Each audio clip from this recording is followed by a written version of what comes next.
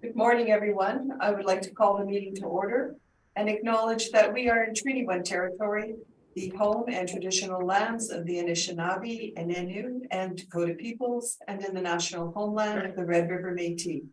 Our drinking water comes from Shoal Lake 40 First Nation in Treaty 3 territory. My name is Carrie Linklater, and I am your chairperson this morning. And I am joined via Zoom by Mr. Kent Steelan and Ms. Lori Davidson to my left. Our city assessor this morning is Mr. Matthew Barakas, and our administrative personnel is Mr. Jaswinder Kumar. We will be hearing applications for revision of the business assessment role in accordance with the Municipal Assessment Act and the City of Winnipeg Charter. The matters for which revision is requested have been described in each application, and we will limit discussion to those matters. Statements that are made at this hearing are sworn testimony, and anyone speaking to the matters must be sworn in. Be advised that comparisons of assessments of properties are not considered evidence of market value by the board. The board is appointed annually by City Council and is independent of it and the city administration. It makes its decisions on the basis of the evidence provided at this hearing and issues a written order that will be mailed to all parties as soon as possible. Please note that the board's decisions with respect to an application may be appealed to the Manitoba Municipal Board if the matter pertains to assessed value, or to the Court of King's Bench if the matter pertains to the application of exemptions from taxation. Should you wish to appeal, information on how to do so will be included with the board's order. With respect to the hearing process, I will confirm the points of appeal with your property to be addressed with each applicant following the swearing in. We will then have the assessor's testimony, followed by questions that the applicant may have, and then the applicant's testimony followed by questions. Each side will have an opportunity to summarize if they wish. Once all of the evidence about an application has been brought forward, the applicant may leave. The process will repeat for each item on the docket today. Session will close after all the applications have been heard, and the board will deliberate in private and make its decisions. You will receive the board's decision by registered mail as soon as possible. As information, all public hearings are live streamed, recorded, and will be part of the public record. This morning, we will be hearing items 1 through 10 on our docket today. Mr. Kumar, would you please affirm the assessor and the applicant's testimonies? Yes, Madam. Thank you. Mr. Barakas, please state your full name. Matthew Brokus. Thank you. Do you affirm that the evidence you are about to give at this hearing is the truth, the whole truth, and nothing but the truth? I do. Thank you. Mr. Neufeld, please state your full name. Ayrton Neufeld. Thank you. Do you affirm that the evidence you are about to give at this hearing is the truth, the whole truth, and nothing but the truth? I do. There's no agenda online. I was wondering if I could get a copy. I can send you a copy of the document. Thank you. All right. Good morning, Mr. Neufeld and Mr. Barakas. Morning. Mr. Neufeld, would you like to have a moment before we begin? No, that's okay. It's just to follow along. Which property are we starting with? That would be all I need right now. We are starting with 3700 Portage Avenue. Okay, then yeah, I'm ready whenever. Thank you. All right. Mr. Barakas, whenever you would like to begin. Okay, thank you. Let me pull this up here quick.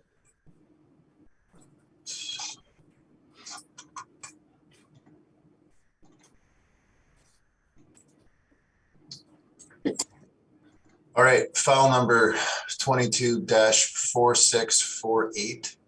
It's 3700 Portage Avenue, business assessment for roll year 2023. It's a car dealership, 3700 Portage. Premise area is 29,062 square feet. We've got a base ARV per square foot, 1343. After some occupancy costs, our overall ARV per square foot is 15 71 for a total annual rental value of 456,420. Next page. You can see our comparables. These are they're not car dealerships. They're larger retail showroom type spaces that could facilitate a car dealership. When you look at the square footage of the subject compared to the square footage of the comparables in the table on page 2, you can see our subject would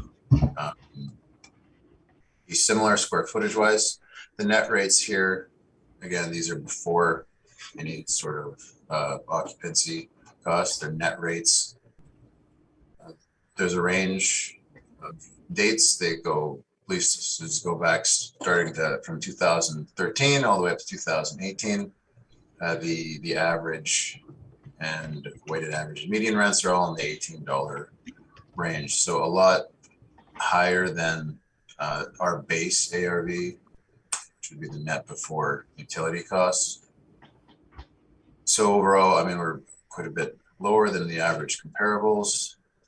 Again, keeping in mind, they're not car dealerships, they're not exactly one-to-one. Some of them are bigger box, they're occupied by bigger box type stores, like a Struck Tube or a Staples or an Ashley Furniture. But because car dealerships, or majority of them are owner occupied, we don't have good enough data to use to derive rents. So we go to the next closest thing. We're at 1343, the average is around 18. On the following page, there's just a leasing ad from, I believe this is Shindico. No, I see, yeah, Shindico. And it's for a dealership. This is for 2020, 1066 Narren, which is just east of Pony Corral for Panet and Lachemolier. And they were asking $1,650 per square foot in 2020.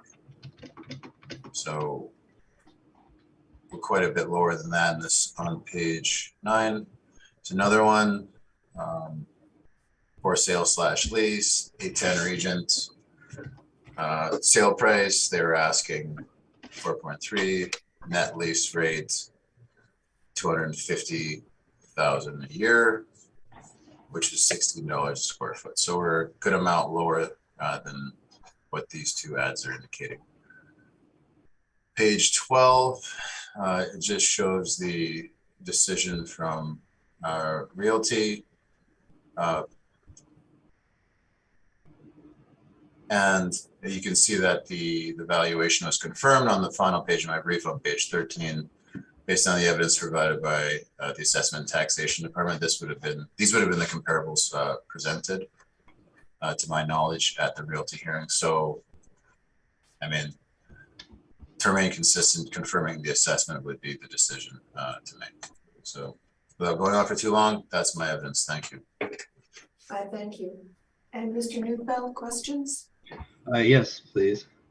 On your page 2, I believe you said these could support a car dealer. Is that true? That's the thinking there? That would be the thinking there, yes. So you got Struck Tubes, Staples, and Ashley Furniture, I believe you said. Correct me if I'm wrong, but do any of those have a garage or work areas in them where you could pull cars in and work on them? No, they do not. And that's a very good point. They're the class of property, next class of property that's closest to a car dealership physically, but good point. They're not one in the same. So there would be a good portion of it that is lower quality then. Is that fair to say? Yeah, I mean, like a retail showroom area would have a back to it, where they would have the product. A car dealership would have a garage where they would, do repairs. Okay, well, I mean, last Staples and Ashley Furniture I've been in, I think they're all their products there on the floor. The back area is just like a like employee area. I think most private retail that you're showing here today, do they not store a lot of their warehousing off-site? I mean, I used to work at a Best Sleep Center actually before this, and attached to the Best Sleep Center on St. James was a warehousing area. And Did that sorry, go have ahead. a rent on it, to your knowledge? That warehousing area? No, but it was all one structure on the same property. Okay, and we don't have that today to see, like, if you know, I think the obvious point that I'm getting to is a lot of these would be mostly retail, 90 to 95% retail. Maybe with some of them, but I mean, do we have some that have a good makeup similar to a car dealer where it's 50-50, give or take? Again, this is the table that came from office. Yep. I just can speak from like working in a bigger box type location that in the back is where they keep product to move out. Okay. What is the purpose of these leasing or these listings? Sorry. The dealership listings Yeah. on page 3. I guess 3 and 8 or 3 and 7 is where they start. Well, on page 5, it says they're asking a net lease rate of $1,650, and that's net. So our base ARV is only $1,343. So it's to show that we're not. It's one example of how we're not overreaching on the rents assessed in the business assessment. Do these asking rents go into the model? No, they do not. This is just an example of what the owner's expectation or hope would be for. Okay. Do you have the information about what are on 1066 Nairn's actual lease that's within the reference date? I do not. Okay. Okay, I'll deal with that in my. But okay, and then for 810 Regent, what is this operating as currently? I do not know. Okay. So it would be, I mean, if I were to say that the owner is operating a used car dealership out of it and is just leasing it to see what the interest is, would you think that, would you have that much, how do I phrase this? Would you be able to dispute that? I don't have any information what they're currently doing, so I couldn't say it. Okay, thanks, Matt. Those are my questions. Thank you. Thank you. Mr. Seeland, questions?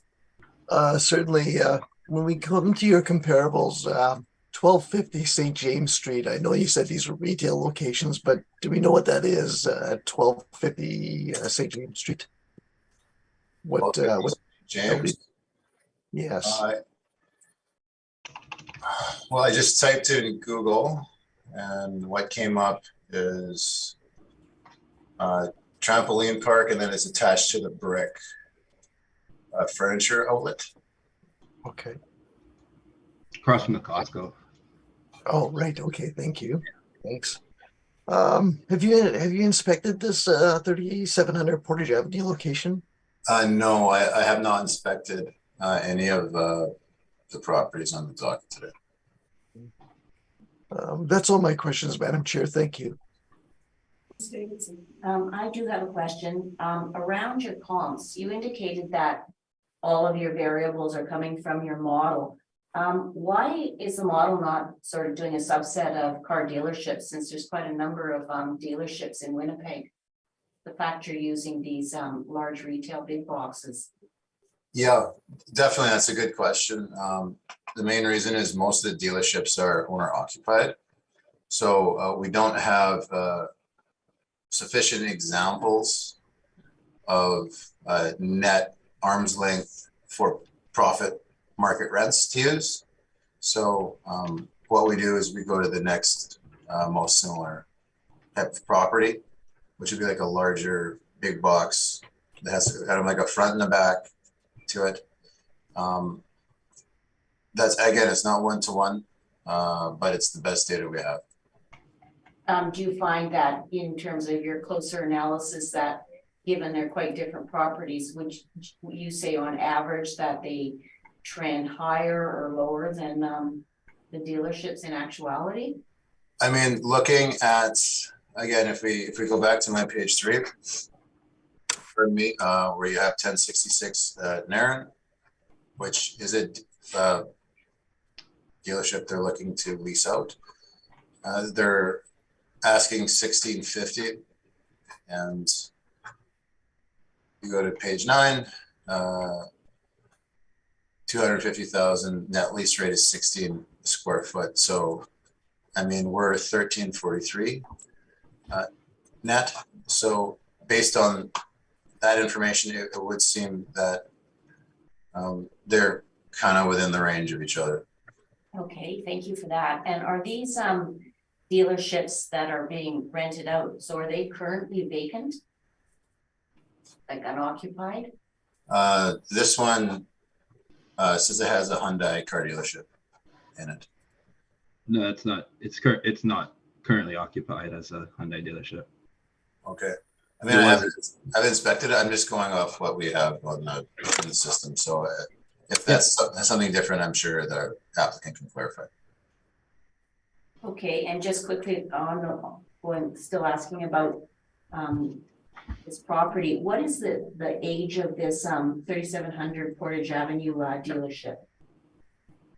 Oh, one moment, please. I can get that for you. So 1988. And are these comps that you're citing either the warehouses or the advertised dealerships, are they the same age that you're using as evidence for your chosen rate? Well, on page 2, you can see the ages of the leases. So they range from 1973 to 2013, most of which are newer than the subject property. And what about the Hyundai dealerships, or the ones, yeah, the Hyundai dealerships like on Nairn and Region, etc.? Yeah, for sure. Let me just hit enter here and I'll have an answer for you. Thank you. So the one on Nairn, that's 2007. And then the one on Regent.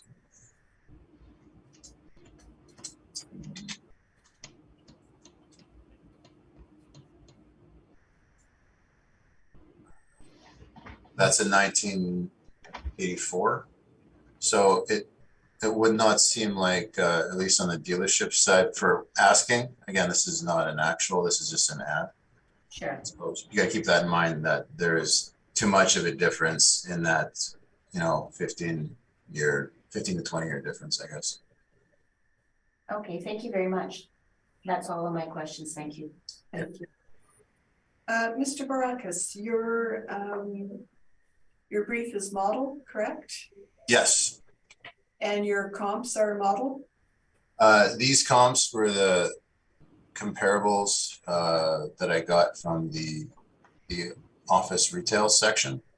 These are the ones that I was told they were using in the realty side of the coin. I typically do apartments, but I'm helping out with this one. Okay.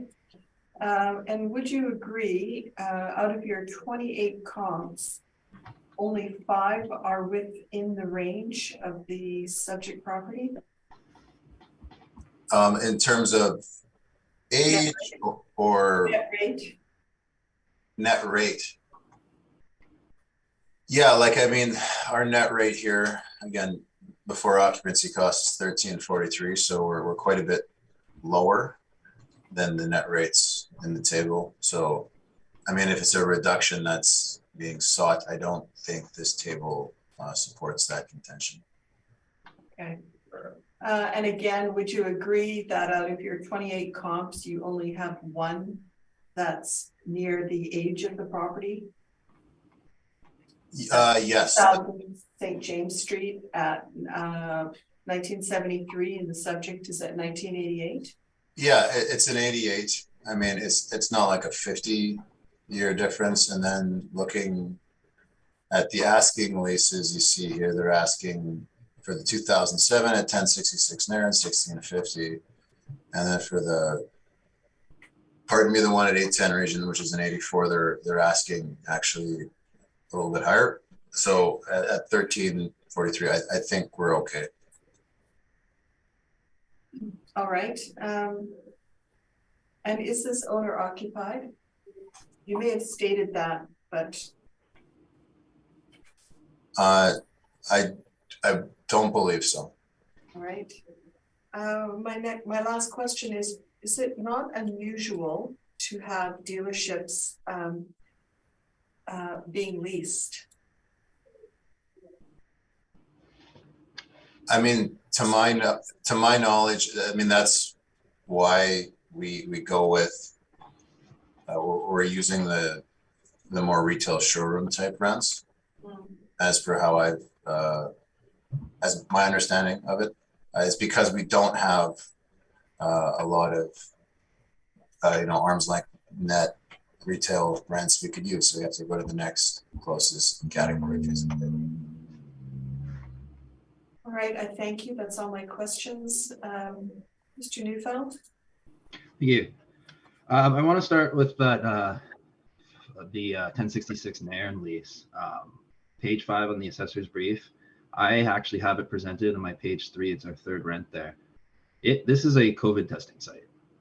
It sat vacant as a Hyundai dealership. The province then leased it for COVID testing, year to year at $13.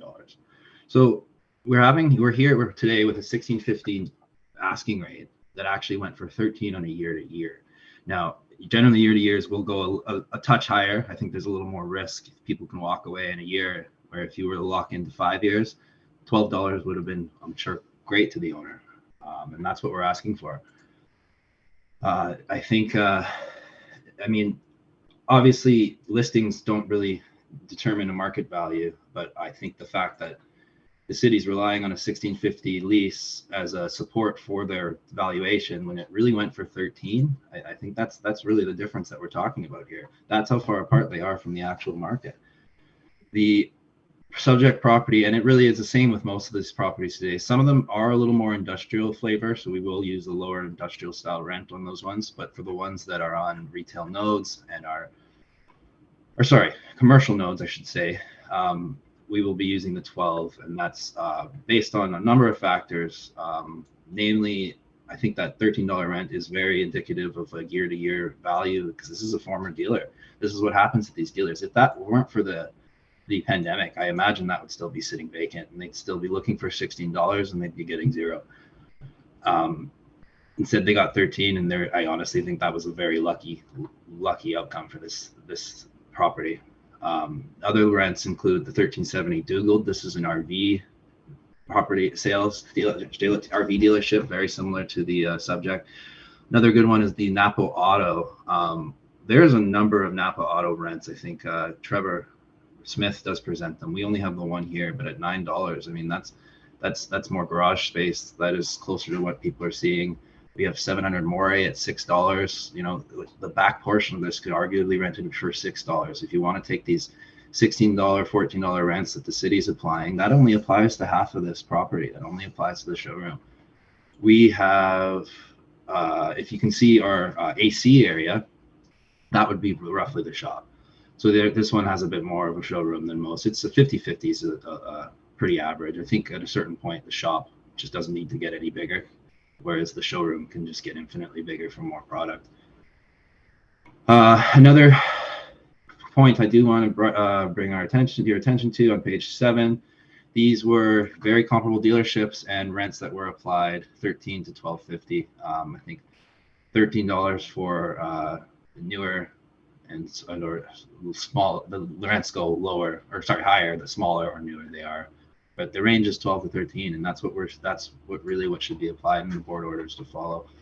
And another fact about business assessments is we are on my very last page. If you look at section 1716 on page 25, The assessor shall determine the annual rent value by such a method and such a manner that the ARV determined by the assessor is fair and in just relation to annual rental values assigned to other assessable property. So now that then introduces the concept that we call equity. This is a business assessment. It is based on the rental value, but however, it is levied on the business itself, not the property. So that excerpt of the City of Winnipeg Charter is in order to keep equity between comparable businesses. And we've got other businesses here that were applied at 1250 and 13, and those weren't appealed. They're done. They're settled. So we've been coming to the board with these properties for 6-7 years, 8 years, I guess 9 with the extra year cycle, and a mixed bag of decisions, and a lot of them are still pending, and they're $12 is much more indicative of what they're worth than will be what we're seeking for most of the day. And again, there are some lower than that, and that's just because they're more of an industrial basic quality, where they're not really, showrooms are more or less just like a basic Staples, almost like you would see, but not an actual nicer showroom that some auto dealers would see. I'll get to those when they come. For that reason, we are requesting $12 for a total of $414,880. Thank you. Thank you. Mr. Barakas, any questions? Yeah, so for the auto rental rates rent on page 3, Mhm. do you have any ages in regards to these buildings? I mean, I didn't present them though. They're a mixed bag. I think the problem with ages in the buildings like this is we really think that, or we know, like you can see across the city, often what happens with these, they're in areas where eventually the residential market picks up, and a lot of these, what we're going to see is them being demolished and turned into apartments. So the age is almost irrelevant when the market is going to kind of take over and have them become highest and best use, where the land is more valuable than the building itself. But no, I don't have ages to answer your question with you. Okay, no problem. And then just on the 1066 Naren, Mhm. you've got a net rate of $13. Is that not, I mean, highly similar to our base ARV of 1343 in service support? Well, okay. So the reason being that this is a year to year. So if you're on a year to year lease, generally you're going to be paying a premium, and that's just, I mean, it's also a government lease too. And this is a COVID testing site. The owner would have gladly taken 12 for 5 years, but I mean, this is a COVID testing site. At the time, we weren't sure if it was going to be 3 months or 3 years, and they're still there on a year to year basis. Okay. And then in regards to when I'm looking at the tables, like for instance, on page 4, it looks like I'm looking at the sizes of a lot of these, and it seems that like on the lower end of your chart here on page 4, the square footages wouldn't necessarily be able to facilitate a car dealership's existence, given that. No. Would you agree with that? Yeah, I think the only 2 rents that were really applicable in this table would be the first 2 at the Giant Tigers. This is our rent comparable. It's just what we show for retail. I think 2589 Pembina does show, the high end of the market. That's a newer strip mall, and those are also units as small as 825 square feet. So not really. This retail table is not very indicative, and that's really because retail isn't overly indicative of these properties. I think we started including these Giant Tigers because that was the concept the city started producing, is that these retail big boxes have similar construction and everything. I mean, I think in some degree maybe that's the closest product that is actually rented, and I think that's somewhat fair. But what really it is missing is that there's a way bigger range. It depends a lot on area. I mean, you got a grocery store will gladly pay $30 if they know that they're going to get Lynn Woods traffic, for example. But I mean, there's also Giant Tigers paying $980, and that's really comparable properties. And in reality, they also have a different makeup than what we're seeing, and that would be the garage at the back. And that's, I mean, these retail rents could somewhat be indicative of the front portion, but only the front portion. Okay, yeah, thank you. Those are my questions. Right, thank you. Mr. Seelan? Yes, you inspected this dealership. Yeah, that was a while ago, but I haven't in here yet. What's the overall condition of it? Average. I mean, it's you know, it's just average as it gets. It's basic construction, glass windows at the front that make it look a little nicer, and that's but it's as basic as it gets, and the condition is average. If I look at your page 3 rental rates, we've already talked about 1066 Narren. Can you tell me, from a car sales perspective, what would be the next best comparable that you would have with respect to this table you have here, as far as car dealerships? Or So the one thing that had kind of we'll go first off, I would say 1370 Douglas is a fair one. They have a lot of land. They store RVs on the site, similar to a car dealer, which will have the similar land. It's also in an area that's not exactly, I mean, I guess it is a thoroughfare. It's got a lot of industrial traffic, but it's not, you know, Portage and Main. Like, you know, some of the assessors will see 550 Sterling Lion and Polo Park that are on there. I mean, this is about an area that's much more like what you see all these car dealers on.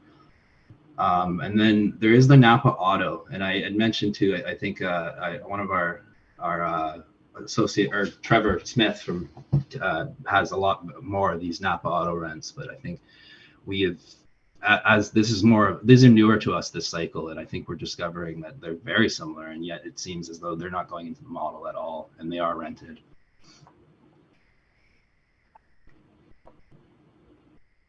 But in terms of the other ones, I think they are a little more indicative of the garage portion, the one when you're getting lower at the $6 and give or take. That's more what you're seeing in the garage. This is a garage plus a showroom, but the showroom, it would be, you know, you could look at my rent as I'm complying sort of like 14 and 8, or, you know, I didn't do the math, but that's like 15 and 8 kind of thing, and it's averages at 12. Okay, thank you so much. Thank you, Madam Chair. That's all my questions. Thank you, Ms. Davidson.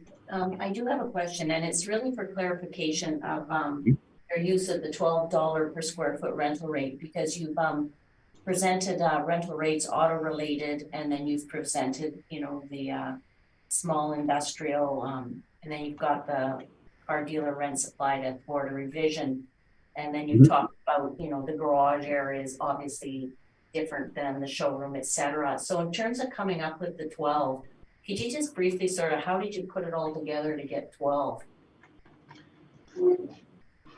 Well, we've been using 12 for a few cycles. You know, I think it started at 10, and we've been adding some over the years. I think the 13 at a year to year is pretty indicative of like the premium where you're paying for year to year. That's a former auto dealer. It's very rare to see former auto dealers rented. We saw one at 13 year to year to a COVID site. We figured if it was 5 years, 12 would be more appropriate. So then just to be clear, are you saying that you're relying on that because of the fact that it is was constructed as a dealership, and you actually have an actual lease on it?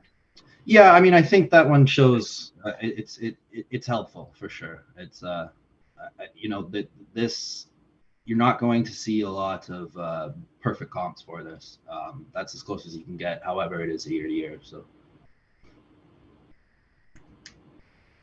Okay, thank you for that. Thank you. Thank you. And I have no questions. Does either party have a wish for a summation on this property? I'm okay, thank you. No, thanks. Just that I will hope that a lot of that applies forward. And if there's differences in the properties, that I'll be sure to answer questions or comment, but most of the argument would be the same. Right, thank you. Thank you. We'll then move on to 1400 Keniston Boulevard. And Mr. Barakas, whenever you're ready to proceed. Thank you. File 22-4658, rule year 2023, 1400 Keniston. Again, dealership, 52,837 on the square footage.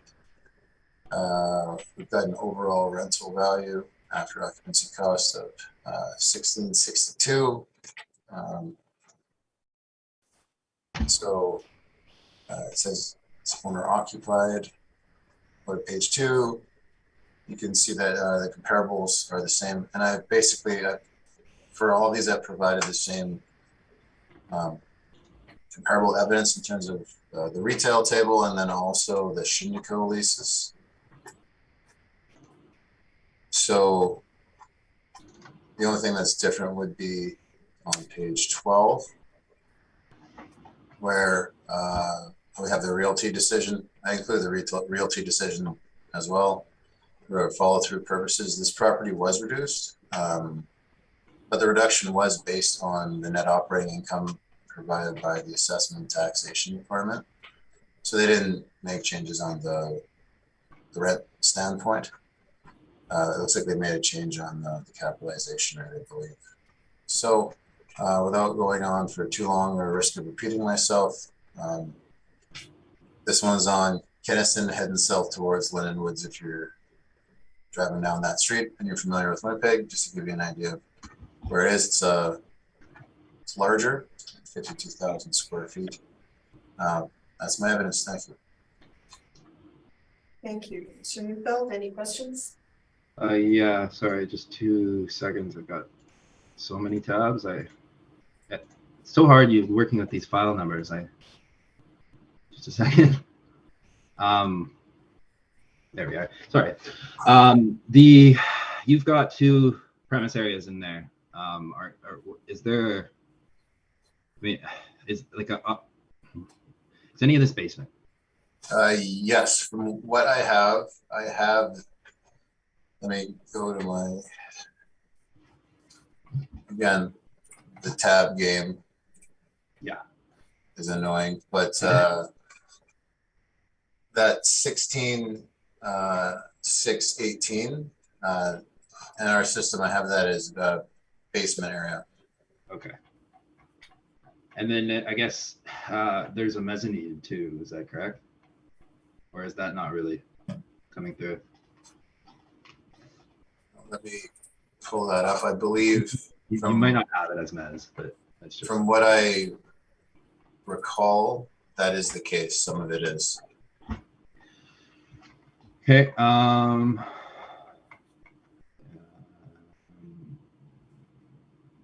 guess have you? It's not my evidence either, so I made a mistake. But have you ever looked at the shape of this lot? Again, I haven't inspected any of the property, so I can't really comment on it much physically. Fair enough. Yeah. I just thought maybe you looked online, but that's okay. Yeah, no, those are my questions. Thank you. Mr. Sealy? Okay, so you said you had to inspect this property. Can you tell me, do you know the year of the building? Yeah, it's 2015. 2015, thank you. And based on your comparables here, and I realize these are retail locations. Mm-hmm. What would you best comparable you have is from the retail perspective compared to this dealership? I mean, locationally, the ones on Sterling Lion Parkway, and to put that in perspective, if you're familiar with that corner of the city, that's the bigger box location is kind of on the other side of the roundabout from IKEA. So like there's a Struck Tube there, and there's some other big box locations there. You can see that the rents are higher as well. I mean, because that's a premium, I would say a pretty premium location. But I mean, this is in the same neighborhood. So locationally and age-wise, I would probably point my finger towards those. Awesome. Thanks so much. Much appreciated. That's all my questions, Madam Chair. Thank you. Thank you. And Ms. Davidson? I have a question in terms of the area. You're showing an area that is 1,142 square feet greater than the applicant, and you show 2 premises and he shows 3 premises. And you indicated that you haven't inspected it, but so I guess I'm trying to, what do you say about that in terms of the area? Well, I mean, I wasn't the person who personally put this structure into our system, but the areas would have come from the permits and building plans from the employee who did so. So to my knowledge, there hasn't been any like dispute brought forward or anything like that. So I just go based on what we have. Okay, and the same goes for the fact that you're showing 2 premises versus 3? Yeah, I mean, we have a basement leasable area at 16,618. And then we have the remainder main floor area. I'm not sure the applicant, I don't have his brief up. He'd be able to explain differently than myself, but I can only comment on what we have and the way we've divided it up. No, I understand that. And so the 36,000 area, would that be showroom, office, and a garage, or is it just a showroom and an office? Under building description here, that it's not the basement area, and I don't believe they're fixing cars in the basement. It says lower level showroom. I would assume they have that on the main, but again, I can't confirm that. Perhaps the applicant could shed more light than I have if he's had the chance to inspect it. Okay, but it sounds like I'm hearing you say that it is comprised of a showroom, offices, and a garage, regardless of which level they're on. Yeah, it's described as lower level showroom. That's how it's named. So that's what I'm going on. Okay, thank you very much. So this basement area, you haven't inspected the property, so you don't know if it's storage for cars or what is actually going on in the basement, correct? Oh, sorry, I do have some more. Okay, I had them backwards. So the larger area, 881, 1. So the larger one, the 36,219, that says office showroom service. So that's the upper area, and then the lower area is a lower level showroom. So they have I guess they have a showroom down below the office areas, which are on the main. So they have a showroom in the basement? That's what it says, lower level showroom, and at 16,618 is listed as basement area in our system too. My knowledge, the way I am reading this, that's what it says. All right. Do you know why on the upper level the mezzanine wasn't broken out? I do not. Okay. And the basement is air conditioned? That's what we have in our records, yes. And it's a showroom down there. I would assume they have air conditioning. All right, that's all my questions. Can you, Feld, if you'd like to proceed with your— Sure, I have a follow-up question, if that's okay. Yeah, go ahead. Mr. Sessa, you had indicated that Mr. Baraka, sorry, you indicated that the closest comparables in area to this one would be those Starling Lion ones. That's correct? Like area-wise, you mentioned, I think. Like locationally, I meant. Okay. Yeah, sorry, that is what I meant, in area, locationally. They have a lot of apartments nearby, those retail nodes. Do they not? A lot of walking traffic is a possibility? Yes, definitely. Does the subject have sidewalks in front of it? Again, no, I would describe this 550 Sterling Lion locations as superior. They've got a lot of walking traffic. They've got IKEA right next door. No doubt about that. Okay. Their rents are also higher than what we've assigned, so that kind of makes sense. Sure. Okay. No, I just wanted to clarify that. I think obviously this is, this is, we wouldn't call this necessarily a place you'd walk that is walkable at all, I guess. Oh, no, definitely not. Good. Yeah. It's just yeah. This is my least favorite part of driving in the city, so, or being there. Okay. Thank you. I guess this is my presentation then. Yes, please. Okay. Thank you. So this is the Mercedes dealership. They call the basement a showroom. They don't have customers go down there. There are cars down there. You can see it on my page 7. It's, you can see the exposed concrete floor. There's a drain in the center. It's really just a garage underneath it. It's not, those are cars that are for sale. I imagine some customers would be allowed down there but you can't just wander in there like it is a showroom, like you would in a normal showroom. So I think it's calling it a showroom is not exactly accurate, but it is, you can drive cars down there. So it is a better basement than most basements in the city, honestly. So this car dealership, it is, I have to apologize. My pictures are from our last property. The person who did this is part-time and I think quitting. So you can't really convince people like that to do better work when they 1 foot out the door. But what I really wish I could show is the overhead. This property has a very irregular lot. They have a lot of frontage along Kenniston, which for their use is actually kind of nice because they can put a lot of cars on it, but it is very poor for any other retail. I won't go too much into it. I don't know if you're allowed to Google them and look at them, if that's a fair question, but if that's possible, I would suggest it just to show how tight it is kind of in there. This one, as a retail operation, I would say this is one of the worst ones we could see today. If you're looking at an alternate use, there's no walkability, as we kind of went over. B, this is Kenniston. This is the 80 speed limits, 20 average speed.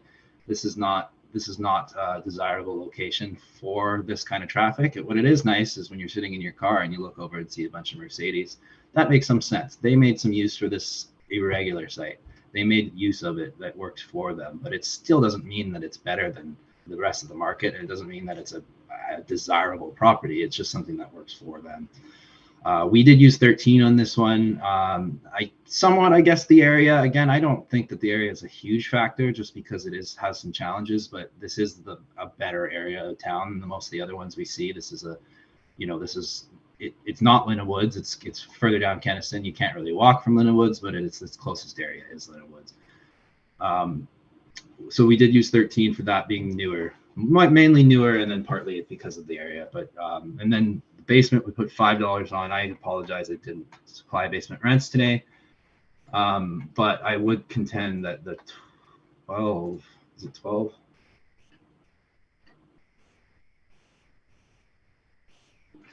I lost it again, but the rent that was applied by the assessor, was it 12 or 10?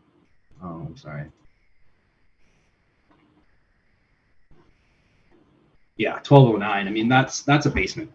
That's straight full up just a basement. I don't think we're going to see rental rates for basements in that. The assessor didn't bring any and I didn't either. So I apologize for that. And obviously that's something that should be included. But we're just gonna have to take my word for it. I think other than that, it's pretty well the same. The discrepancy in area on my page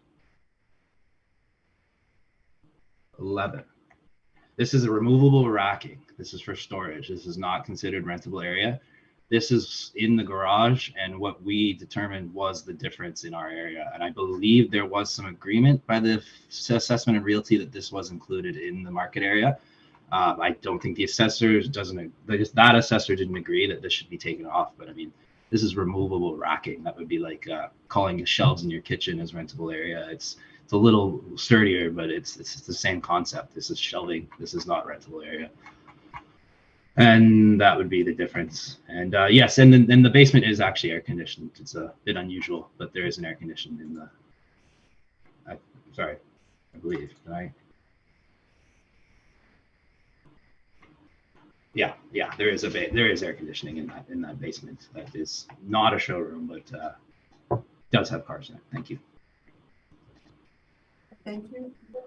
Questions, Mr. Barakas? I do not have any questions. Thank you. Thank you, Mr. Seelan. Yes, let's just go back to page 11. This is a raised racking system here, so this is actually above the ground. Is that correct here on page 11? Oh yes, and our difference is in basement. Okay, yeah, I just noticed that. So this is, yes, you're right. So, and I guess I can't answer what our difference is in the area. Then I apologize. That will have to be something we'll have to figure out. Okay, so now you have a mezzanine here, you have a basement, and you have, I'm assuming the 31,353 is the main floor area. I'm making Correct. this up. Correct. Yeah, and then they've got it as I guess buried in together. It looks like the mezz and the main. Just a sec here. Just more curiosity on page, I think it's page 9 here, and I'm looking at the pictures here. There's it looks like a shop area or something, and then there's another level. It's a very high space in here, you know, possibly 24 feet high or so. Is that a doorway or something above that opening? That, if you scroll down to my page 10, that is what that is. That's a mechanical area. Well, that's the mechanical room. Boiler, and yeah. If you can see the doors sort of match. That is odd that it's like that. I guess they have it opening to the shop, and then they just didn't put stairs in that portion. That's quite unusual. That's all my questions, Madam Chair. Thank you so much. Thank you, Ms. Davis. Just one question. What is the mezzanine used for? I believe that, yeah, this is a mezzanine with an office in it. I believe it is a second floor office, is to my knowledge. So obviously there isn't it's not separately rentable, so we would apply a lower rent because it requires renting the whole property in order to see value out of it.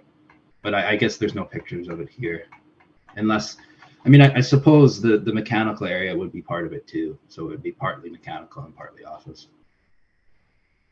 So did I understand that it's separated out in your analysis because it's not rentable as a separate premise? Yeah, I mean, the concept behind it and value is that if it is auxiliary space, more often than not, mezzanines are in industrial properties and aren't even included in the lease. They'll just look at the plan area and rent that out, and then the mezzanine's essentially a bonus. But they are attributing some sort of value to it. It's just buried into the main floor. So when we see mezzanines and the assessor has them applied, I mean, the area is there. It's not like it's zero. I think in an industrial setting, it's more appropriate to remove it if that's how the market sees it. But for our concept today, when we're putting an office in it, you do put a lower rent because it's not even possible to rent it on its own. And I guess you could have somebody, working, a lawyer in the back or whatever, and have them in that little office, but they're going to be walking through the dealership. They're going to be walking through the customers. They're going to be going through that. So that would be our concept of you're paying a discount on that area because it's not separately demised. Okay, thank you very much for that. Thank you. Thank you. So, Mr. Neufeld, did you yourself inspect this property? I've been in this property. I can't recall exactly where the offices were situated, and that's why I was kind of fumbling on them, though. But there are offices in the mezzanine. So you're saying the mezzanine is not rentable? No. I'm saying it's not separately rentable out. We've applied a rent of $8. What the marketplace often does is ignores mezzanines, and that's because they don't really consider the mezzanine to be a huge attraction. It's basically a throw-in, and oftentimes, and not necessarily this case, but oftentimes in industrial properties where they're more prevalent, they're actually a nuisance because that's the area below that no longer has the clear span. A lot of people don't want these mezzanines, so mezzanines, are there though, so that's why we've applied to rent. They're just not rentable for $13 like the rest of the property would be. If they were renting out, that would either be thrown in as zero, or there would be a small amount applied to it. Okay, is the mezzanine connected to the office? Sorry, it would be an upstairs, 2 more offices. It's not really showing in this, but No, I'm so you did not include pictures of the mezzanine or the main floor space, correct? no, the main floor would be the. Well, I guess there isn't much in the main floor. Yeah, no, that's correct. Yeah, I mean, when these pictures were included, it was mostly to illustrate the fact that the dispute in the area in the basement and what we were showing. We didn't have a whole lot to disagree with in the showroom. I think honestly, the assessor usually brings pictures inside. I guess we just didn't figure it was overly relevant for disputing. All right. But yeah, you're right. That would be nice to include. Okay, I thank you both. Does either party have a wish for a summation? I do not. No, thank you. Okay, we'll move on to 1895 Brookside. Okay, thank you. File 22 dash 4478, 1895 Brookside, 55,270. Got a base ARV per square foot of 982, so lower than the other ones, and then an overall ARV of 1232 when we factor in some of the occupancy costs for an annual rental value. 680,940. It's a Peterbilt service and sales property, so big trucks. Page 2 again. Here's the comps. Same comps as we've had for the past files, so I won't get much deeper into them. And then again, my evidence is the same. And then the decision on the realty, if you go to the final page of my brief, the assessment was confirmed based on our evidence, which would have included these rents. Again, the base ARV at 982, when you look at the chart on page 2, we're a good amount below these ones. The building, age-wise, it's from like 2004, 2005 era. So it fits within the range here, but however, locationally, I would say the comparables are far superior in terms of at least having eyeballs on your site and traffic. This one's way out on Brookside Boulevard, and the comparables are in larger retail commercial type nodes. So, I mean, that would be something to take into consideration. If the rents, the base ARV, if it was at 982, if it was sitting more in the $13 range, closer to what these properties on page 2 were indicating, I'd say that would be a problem, but it's not, it's lower.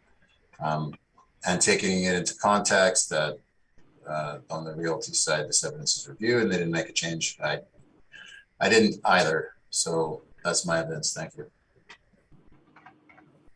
Thank you. Mr. Newfield? The area, aside from some food service, is there any retail really in this area? I know you kind of answered that sort of, but no, it's out on its own, kind of heading northwest out of the city. And have you? I know you haven't inspected. Have you looked at this building online at all? Yeah, I actually just did that. Would you agree that its makeup is mostly as much more akin to an industrial property like the ones in the area? Yeah, I mean, it's pretty Spartan. It's in terms of the larger showroom area. And I mean, it's a big truck dealership. It's not going to be as well finished as the Mercedes-Benz dealership. But if you can go to peterbiltmanitoba.com and take a look, that's basically what I'm making that judgment off of. Yeah, fair enough. And then I guess if I don't know if you can see or can look at it, but would you agree that this is a smaller percentage of this property is a showroom than most of the other dealers we're dealing with today, or car dealers, I should say? Without inspecting it, I can't say either way, but just given the size of the vehicles that they're selling, that wouldn't surprise me. Okay, thank you. And then I'm just noticing it's mostly just an area disagreement we're at today. Do you have it broken down between shop and mezz space or showroom, or is it just a? Yeah, all I have is one big area, so I don't have a breakdown. Okay.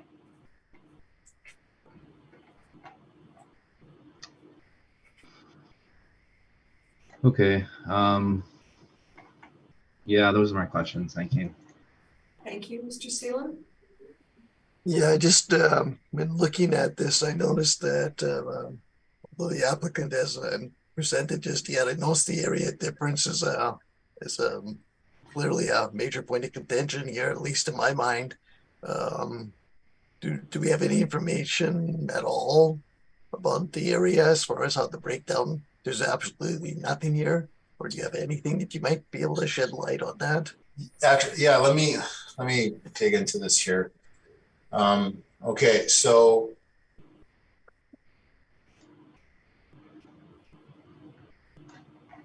we have 55,270 total, and then I'm just going by how they're broken down in our system, because I do have actually some subsections now. I see we've got a gross area of 37,550.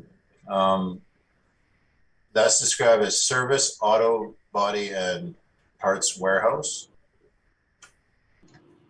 Then go to my next section here. Then we've got 10,200 described as the showroom.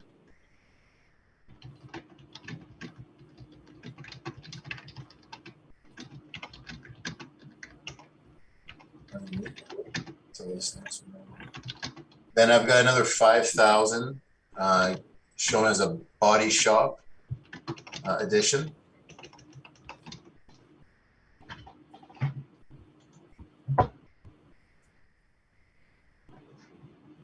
And then I have another 2,520, so 2,000, just 2,520 that I don't have a building name for, so I don't know what's going on in that smaller section.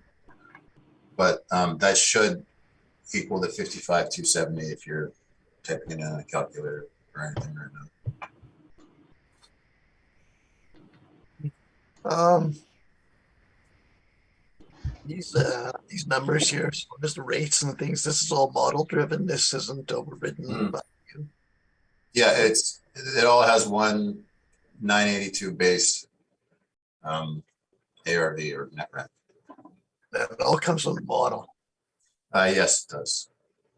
Thank you so much. I appreciate the information. That's all my questions, Madam Chair. Thank you, Ms. Davidson. I just have one more question on the area, since it is 13% apart from the applicants. You indicated that this property was appealed on realty. Mm-hmm. Was the area a point of contention at all in the realty appeal? Oh, I didn't take part in that appeal, so I'm not sure. It was, if I can answer that at a turn. We had presented the same area. Sorry to jump in there. So I'm just looking at the Board of Revision's decision. I guess it doesn't show the actual square footage, does it? No, our brief was the same request, though. The same area request. That's all I'm coming off of. Okay, thank you very much. That answers all my questions. Mr. Barakas, do you have anything in your notes in regards to when this was last inspected, this property? Let me check here quick. Gloria.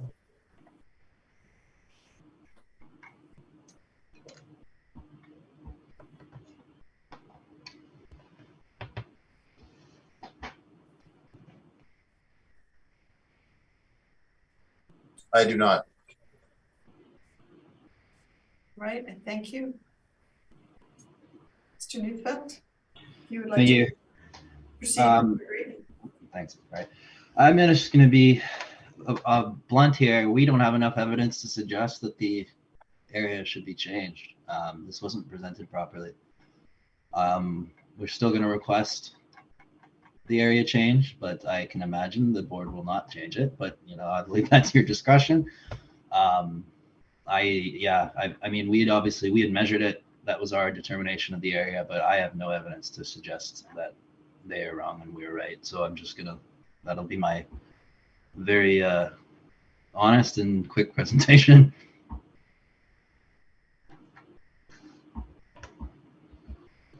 Okay, Mr. Baracus, questions? I do not think. And Mr. Seelan? Just quickly, if I just look at your first page of your presentation here, you have 48,061 planned square feet. It says you have a 3,000 square foot mezzanine, not leasable, dash storage, and 36 square feet off mezzanine. Have you inspected this location? And you may have already said that, but I've inspected it. I didn't go into the mezzanine. I have been into the shop in the front, so no, I can't properly answer that. Okay. Yeah. Apologies. This is not. I should have much better information today, but it is what we've got. So. Understood. Thanks so much. I appreciate you answering any questions. That's all my questions, Madam Chair. And thank you, Ms. Davidson. No, I have no questions. Thank you. So, Mr. Neufeld, you yourself did not do the measuring of this building? No, I've been in it for a number of uses. This is a number of purposes. I didn't do the measurements myself. No, that was Rocky. Okay. So then I'm just wondering, you can't speak then to sort of the 7,000 square foot difference between yourself and the assessor? No, and there isn't a whole lot, and there isn't even evidence to dispute it either. So. All right, I thank you. Mr. Baracus, I'm just going to redirect to you. I'm just wondering why there was just an overall base rate for this property that included, because you gave us a breakdown of the auto body, the showroom, another portion, 5,000 square feet of body shop. I'm just wondering why different rates were not applied to those. That's a good question. I'm not sure. I'm not sure why they weren't listed. I suppose they're not separate rentable premise areas in our system. It's just one big space, and the area was just divided up in our system into different respective square footages. And based on the information I had, the way the square footages were separated and named, I was able to tell you their use, but it's not something that I did. It was literally pulled when I said generate brief. That's what came out. So I don't have a reason why. Okay, I thank you. And Mr. Neufeld, I'm just going to direct the same question to you. You have on your brief the 48,061 square feet at $10, but again, there's no breakout. No, I mean, I think for today, mostly other than the Mercedes dealership, because it was a little more clear cut that we showed the basement. That was why we broke that one out, but we haven't really been breaking them up. We've been doing a blended rate. It's a fair way to look at it. I think some people prefer the blend, some people prefer it separated. I think when you're looking at what it would be rented as, the whole building's going to be rented. So, like, for example, let's think of that 1066 Nairn that we were looking at earlier that went for 13.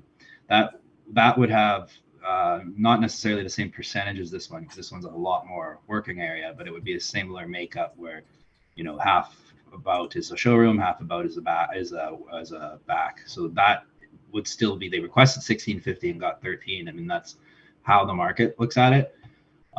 If you wanted to demise them out, I think that it is a helpful exercise, but it's not exactly indicative of how it would be rented. So it becomes a bit more not arbitrary, but it becomes just a bit almost like you're finicking about things that in reality wouldn't happen that way. But at the same time, it does show the difference in qualities of space, and like the assessor does often, and I think it is helpful in some degrees. It's just not how we did it today. All right, I thank you. Does either party have a wish for a summation? I'm okay. Just a quick 10-minute break would be great if we could. Yeah, yes, we're going to be doing that. Mr. Neufeld, summation? No, thank you. All right, I thank you both. We will take a short recess. Thank you. I would like to call this meeting back to order. We are going to move on to 33 Oak Point Highway. And Mr. Barakas, whenever you're ready to proceed. File number 22-4467. Roll year 2023, address 33 Oak Point Highway. The property is a Volvo Manitoba Truck Center. We've got overall rental value of $13.48. There's a few different areas portioned out here, so I'll go through those right now with you. So the first one, 6,557. That's listed as the Volvo Truck Center. That's the air conditioned area. That's the sales portion, to my knowledge. It's hitting the next one, 4,037 square foot. That's warehouse space, not air conditioned. The next premise area is a service garage. Again, 13,009 square feet. No air conditioning on that. And then 2007 service garage addition. That is the 10,000 square foot. Just making sure 10,385 square foot of space. So again, no air conditioning on that one. And then there was a warehouse addition in 2001 for the 17,795. There's various ages on these buildings. The first one here we have the Volvo, sorry, being clunky with this because my system takes a while to load. When I click the Volvo Truck Center, it says it was originally built in 1963. It's got a 1998 effective age on it, so they haven't just been letting it sit. They've kept it up to modern standards. And then the next, the warehousing, the first warehousing spot is 1998. The third premise is 1998.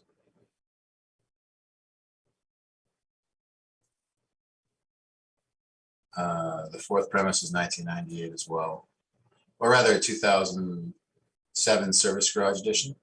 And then the last one's 2001. So there's a variety of ages. On page 2, again, my comps are the same. You can see that the base rate per square foot that we've applied, we've got $13, $12, $8 as well.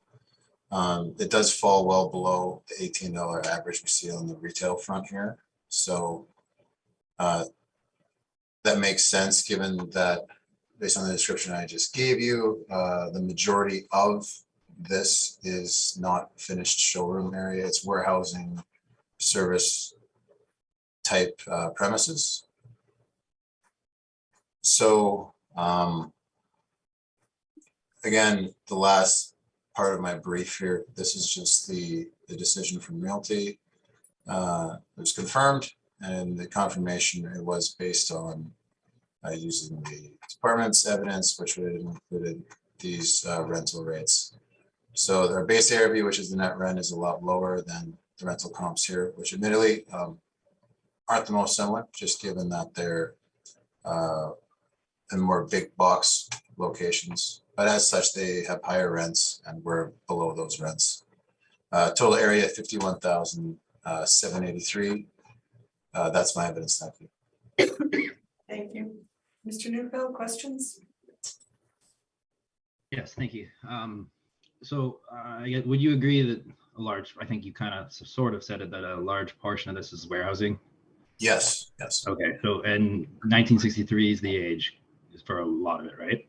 For the first portion here, the first section, the 6,557, that's 1963. We do have an effective year built on that. I wasn't able to find a note on break as to why it has a 1998 effective year built, but the original bones of the building are 1963. Okay, fair enough. And then 1895 Brookside. Now this is relatively close to that one as well, right? I would say they're in a comparable area for sure. So we've got this one here that was built in 1963 with a base ARV of 12 and some. It's not written here. Is it the average of around 12? 1895 Brookside built in 03 at 962. Would the model not be putting similar comps into those two buildings, and why would this one be so much higher? I mean, you're right. They are in the same area. I don't have access to the information, so I can't say why that would be the case, but I get where the question comes from. Yeah, okay, that's fair. And then I mean, would you, based on the research that you would do, would you dispute if I said that this building is poorer than 1895 Brookside? I mean, I haven't inspected them. Okay, fair enough. Yeah, I can't say. Okay. All right. Thank you. Is it possible that there's a higher rent on it because there's a Volvo dealership in the property? I wouldn't be able to say. Okay. Thank you. Those are my questions. Thank you. Mr. Sealer, questions? Yeah, just to clarify here, the effective age of this building is 1998. Is that correct? That is for the first portion here, the 6,557 square footage, which is a automobile showroom for Volvo Truck Center. Built in 1963, as a 1998 effective year built. So it's not 1963 on the inside. They would have done some refreshing and upgrading. And then the storage areas are newer. They're like 1998 on, but they don't have effective ages on them. So it seems like there's newer storage areas, but a showroom that's got older bones, but has been, without inspecting it, the effective year build does indicate that they have refreshed the place and they're keeping it up. Thank you. That's all my questions, Madam Chair. Thank you. Ms. Davidson? Just a question around the area again. There's a marginal difference in the area of 890 square feet, the city being 51,783 and the applicant being 5893. Is there obvious explanation for that? Again, I can only assume that what we have is correct based on blueprints and the permits and what the office section has done in the past. But personally, I don't know why there's a difference if the applicant can shed more light on it. Okay, thank you very much for that. And I have no questions. Mr. Newfeld, if you'd like to proceed with your brief. Thank you. Yeah, so the property here, 33 Oak Point, it's a Beaver Truck. I mean, this is a direct competitor to 1895 Brookside. They both sell trucks. The property is older, very similar makeup. I mean, this is, well, similar structure, I should suppose, but the warehouse itself is oil distribution. They actually, an oil recycler. So, and that is on my page. You can see on page, starting at 9 at the bottom, all the way through, and that's to 10. And that's what we're talking about with the $5. There's pits on the ground, there's oil everywhere, it's dirty. This is a rough industrial site. This is one of the more rough usages, I'd say, in the city. Of when you're working with oil and oil spilling, it does have a lot of wear and tear on the building itself. The showroom on my page 11, it's small. It's very small. They've got one truck in there. And then there's parts and whatnot. And, you can see a cracked exposed floor under the truck. I don't have a picture, but there is actually right when you walk in, there's a door that was ripped out, and you can actually see the old frame of the door. So I wouldn't really argue that this has been updated since 1963. I think it's been painted and they've added flooring. I wouldn't call it an effective year of the 98 though. This one, I would say, even the showroom portion, I mean, 1963, this is the poorest quality of any of these buildings that we're dealing with today, but yet they have a similar rent to all of them. It's a little odd, I would say. In the past, this has been cut, I think, in realty, was cut from like a third of the original assessment, and for the 2020, and that was, I don't believe it flowed through for the business. So the business, the business assessment for 2020, which is under appeal, would be, we're looking at a lot closer to our 492 of what we're requesting today. And I believe, yeah, and that would be based on that old realty decision. So this property, I would go more to industrial rates. And again, we don't have enough of our industrial rents. I apologize, but there are some small industrial ones in St. James and Border. Those are down the street. It mostly really what I'm just showing is that industrial's renting lower. These are not the greatest comps for this today. Unfortunately, we should have included more industrial rents, but I think the property speaks for itself. If you look through the pictures, I mean, that's as basic, and that's a basic warehouse. That's this exposed floors. You're not putting offices in there. You're not having a showroom in there, and you're certainly not getting $13 as they're suggesting. Or sorry, I didn't. It's a 13 range. The showroom, I mean, they're at $12.67, or the warehouse. Sorry, $8. Okay, yeah. So the only portion that we have determined as showroom is that 557 at 1328, and even that, it's 1963 construction. That's not just much higher of a rate than this building would ever possibly see in the market. I do want to correct one small error in that our AC area is off. It should line up with the assessor. This was inspected by an assessor and I in the past. We got these areas confirmed. I don't know why they were missed in our brief, but I will revise my number to reflect the AC at 6557, and that final request will be 492,680. Sorry, could you repeat that number, please? Of course, 492,680. Thank you. Thank you. And that would just, the only change being the AC area from what you are looking at. The mezz, sorry, and I don't have pictures of it to really give you a good example of it, but this was a mezz that we deemed as not rentable, and I believe that is the 800 or so square feet difference.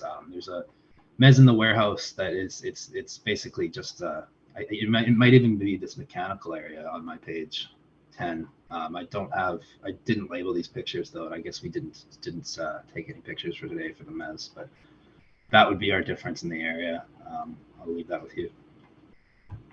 Thank you. Thank you. Mr. Baracus, questions? No questions, thank you. Seelan? Now, I think you said you just recently inspected this location with, Yeah, an assessor and I, who's no longer with the department, expected it, I want to say right before COVID, like one of the last things before COVID started. And that was recent in this industry for sure, because we're only really doing inspections recently again this year. So and a quick question, what did you feel was the condition at that time?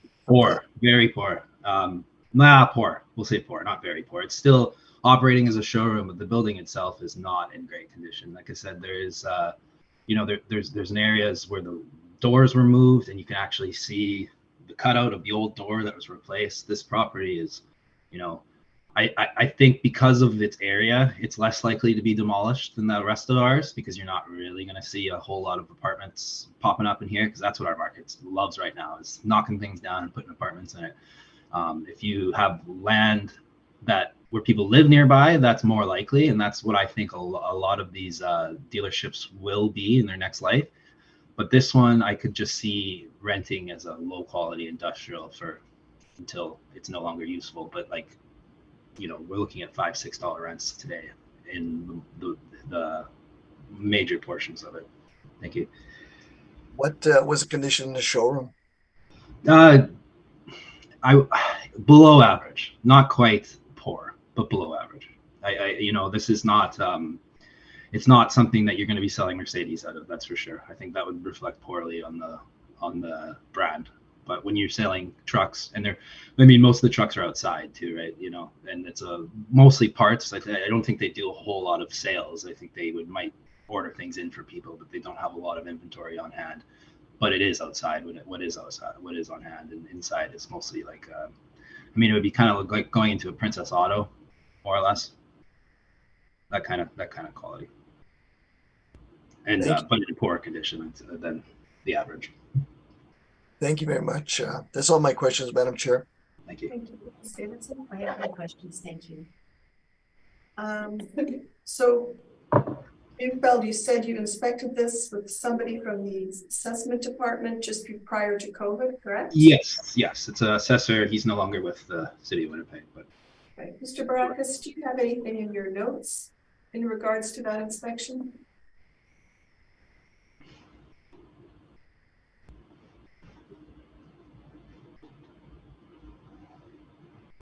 You're muted, Matt. You're muted. I'm just looking up the notes here quickly.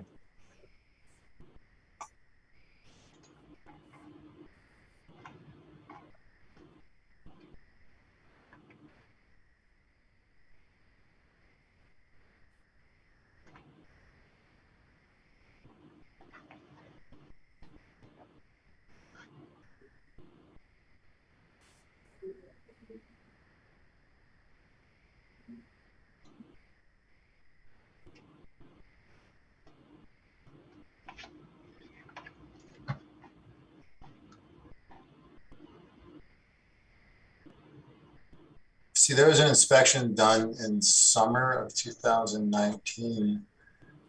There wasn't much of a note.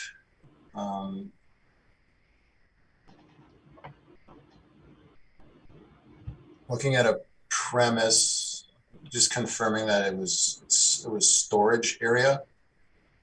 I guess there was some kind of confusion in regards to what a particular use was. I don't have anything indication of a condition in my notes here though, so I can't really elaborate further. All right, I thank you. Does either party have a wish for a summation on this property? No, thank you. Just quickly, I do think it's somewhat relevant. Obviously, we're dealing with a new cycle, but 2020's assessment for realty, 2.849 was the decision, and 2023 is 8.139. Obviously, this is one of those properties where I think we were almost the furthest apart of any of them, and the 2020 decision is much more reflective of what we saw at 2.8, and that's kind of what I was alluding to earlier with the changes in 2020. I think what triggered this inspection as well. So. All right. Okay. We'll move on to 2000 Main Street. Mr. Barakas, whenever you're ready to proceed. Thank you.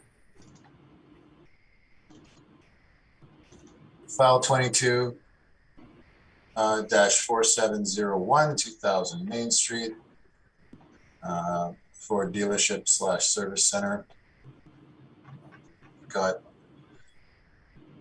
total ARV per square foot is 1533. Base ARV is 1296 for the majority of it. And then at 2050 Main, which I believe is a sub address, broken out, it's 2279. Looking around my notes, I wasn't able to see where that comes from. Just glancing at the applicant's brief, I know he has indicated that it's for excess parking. I don't have it broken down separately in our list of areas, so I don't really know where that 450 comes from. So it's got a much higher rate. I don't really have justification for that, but the overall area is small, and its effect on the assessment is relatively small as a result. But I don't have any more details about that, so I do apologize in that regard. So again, the majority of it is just shy of $13 on the base net rates for the ARV, base ARV, and then my comparables are the same. Again, automotive retail showroom, 1066 there, and they're asking 1650 to lease it. I know Ayrton says on a year to year they ended up getting 13 net, which is pretty similar to what we're indicating here on the base ARV. And then just looking at the decision, I included the decision on this one. The decision really didn't shed too much light. It said it was reduced, but in the description, it just says based on the evidence presented by both applicant and assessment department. So I'm bringing in all the orders, whether it, kind of supports my case or not. This one's unclear, but it does say it was reduced. I don't know if that was just based on cap or they made a change to the rents. It wasn't clearly indicated. So I'm just putting that in because I have access to that information. So, I mean, we're at about $13 base ARV. Again, the dealership, if 1066 Nairn actually rented $13, I would say we're pretty close and it shouldn't be changed. So without going on much longer, that's my evidence. And thank you, Mr. Neufeld. Yeah, this is my first actually seeing. Is that 400 and some odd square feet? Is that the first time it's been on this roll? I don't know. I don't have any information in our system. You can't, like, it doesn't. You can't find that out. I was frantically trying to dig it up. Yeah, fair enough. I'm like, how am I going to explain that? Yeah, no, I think I have a feeling what it is, but I don't think it. Yeah, I'll get to it. But okay, that's odd. I'm pretty sure that's the first it's ever been on here, so that's why it's kind of funny. Okay, and then there was a reduction on realty, but you said you couldn't really determine whether it was on rent, so you didn't apply it. Anything? Well, I didn't put any weight on it because if it said like, oh, the rent was changed, then that's something I consider. It might have been just cap. I don't know why they changed it. Yeah, fair enough. Okay, but I mean, today we have no flow throughs, but what you're describing is a flow through. So if the rent was changed in realty, you would be changing it on business generally. It's something I would definitely consider if it was reasonable. Okay. Yeah, those are all my questions. Thank you. Or sorry, one more. If a portion of a building is unoccupied, do you assess it as for business tax? Well, if there's no business to assess, then I don't think we would assess them. Thank you. I thank you, Mr. Seelan. Yes, do you know what the age of the building is, and is there an effective age as well? Let me see here.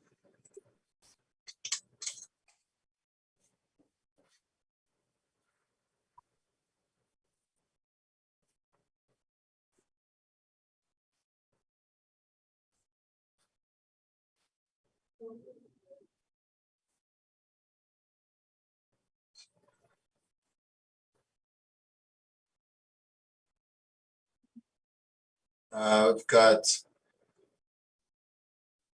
it's 1951.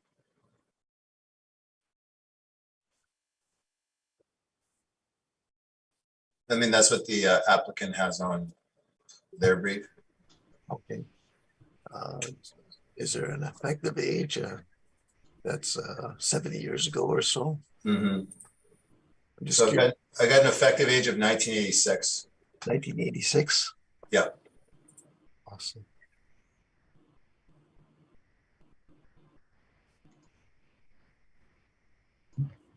And I see there's a difference, and I guess it's sort of discussed, but there's a difference in the size here and stuff. And I see the sizing from the applicant is 40,839 square feet, and your size is 43,693. Any ideas why that would be so different? I'm not sure why there's a difference. Understood. Thanks so much. That's all my questions. Appreciate it.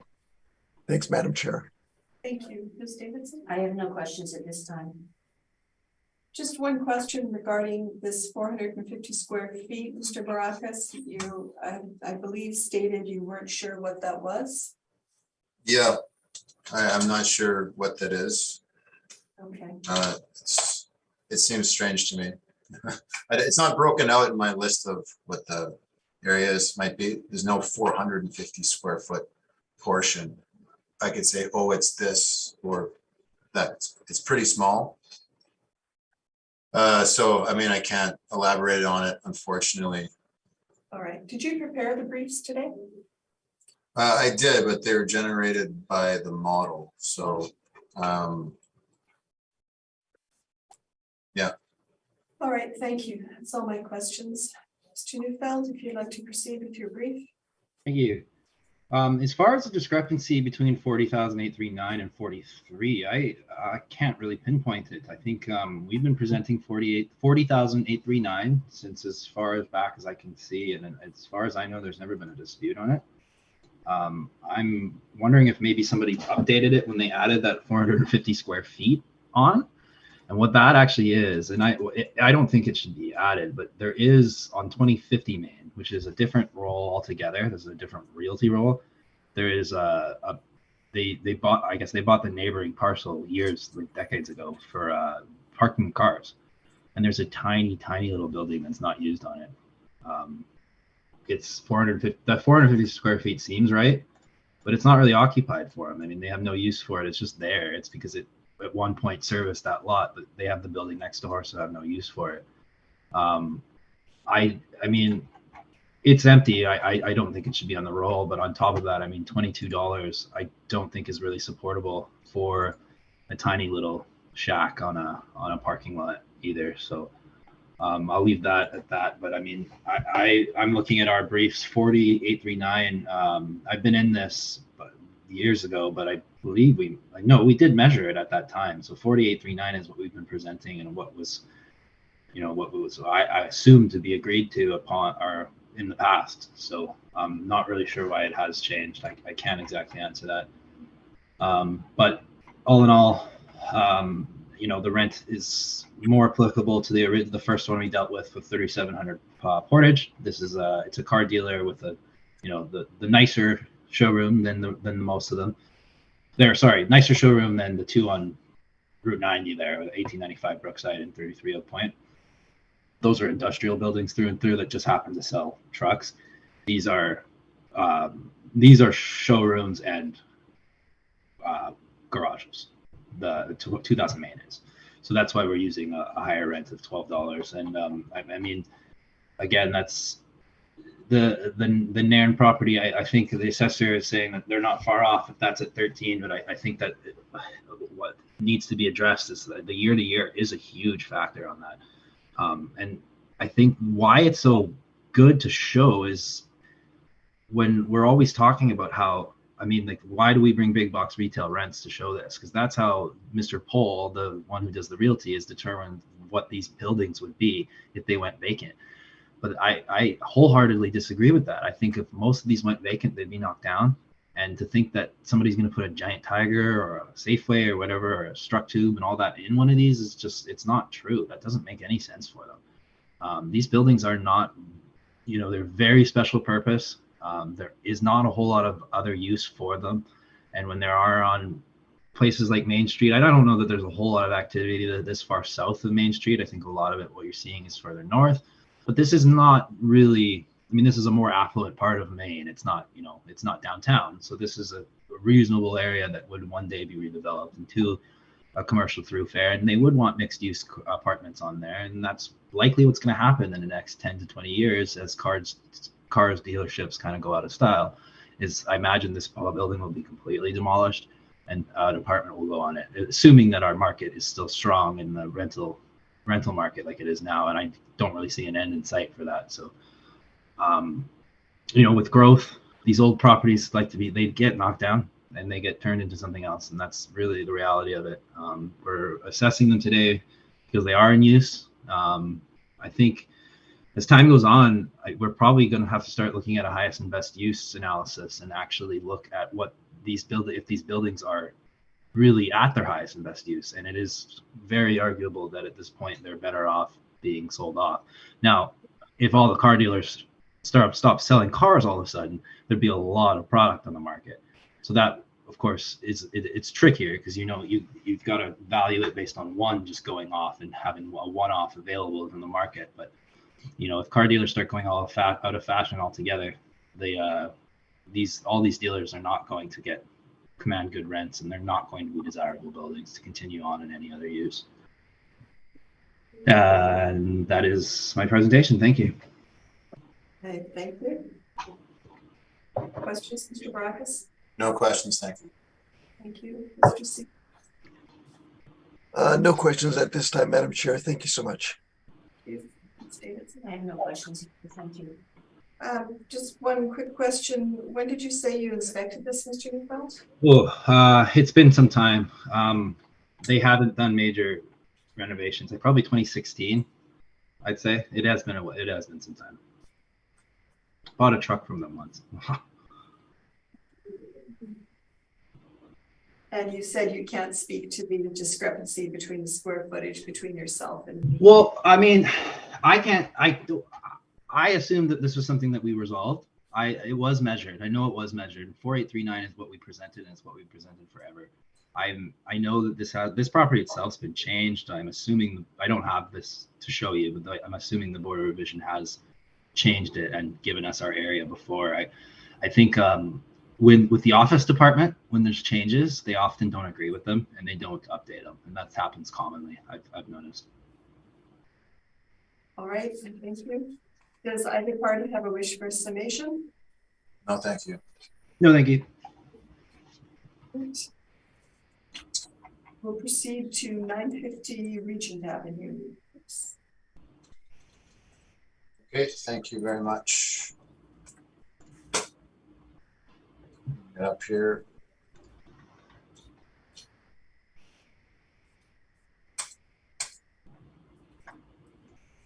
Okay, file number 22-4724, 950 Regent Avenue West, Mitsubishi dealership. Base ARV 1480, overall ARV after some occupancy costs are included 1714. Again, the table on page 2 is the same. Leasing information provided as examples are the same. They're actually in the area. So 16 and 1650 is the ask on these. This one is a 2003 on the year built. The order, it was So the assessment was slightly reduced, but it was reduced based on our net operating income, so they used their rents. So to flow through from realty, it would be a confirmation. On the rent side of the coin, that's my evidence. Thank you.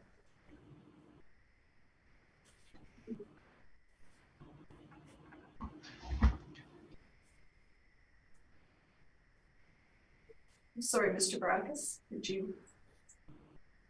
Yep, that's my evidence. Thank you. Oh, okay, thank you. Questions, Mr. Neufeld? No, thank you.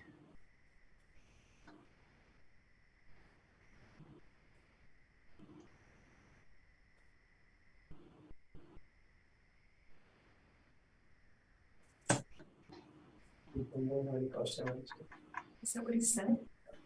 So, you know, Mr. Neufeld, I am having some difficulty hearing you because. Oh, are you? Oh, I your wasn't. I've voice- never got that feedback, so I assumed I was clear. Are you? No, is it- just towards the end of your sentence, sometimes you're dropping off. Okay, I think it's because I'm probably backing up like this. Yes, Yeah. But no, I have no questions. Thank you. thank you, Mr. Seelan. Just to confirm, I think you said it was 2016 when this building was built. Is that correct? Did I hear that? No, it's 2003. Oh, 2003. I'm sorry. And that's the effective age as well? Yeah, we don't have any sort of boost applied to it on the age front. Awesome. Thanks so much. Appreciate that. That's all my questions, Madam Chair.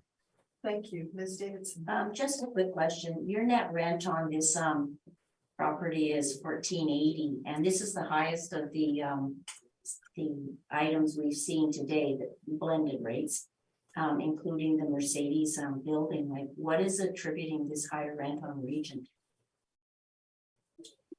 I couldn't say. I'm not sure. It is lower than our comparables, our retail comparables, and it's lower than the asking rents. If you look at 1066 Nairn, they wanted 1650. Applicants saying they got 13, and 820 or at 810 Regent, they're also asking 16 for it. So. I mean, I know there's a good amount of traffic, if you're familiar with the area, that goes down Regent. From my knowledge, I know there's a bunch of other dealerships on that street, like Frontier Toyota, used to be a Frontier Subaru. So, I mean, people do go to that area to look at vehicles. I know I have in the past. I've ended up buying a vehicle from that area. Maybe that has something to do with it, but I would say the area is good for this sort of marketing, selling cars. Okay, and it was generated by the model. Yes, it was. Yeah. Okay, thank you very much. Thank you.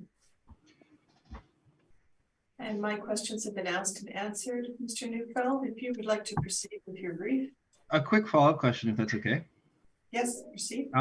If we're assessing this, you mentioned that the rent could be attributed to this being a better area to sell cars, and I don't know if I necessarily disagree with that concept, but if we're looking at all different rents, like you're looking at these retail rents to make this model and confirm that, I mean, does the fact that more cars are sold on Regent really have anything to do with the rental value of the property?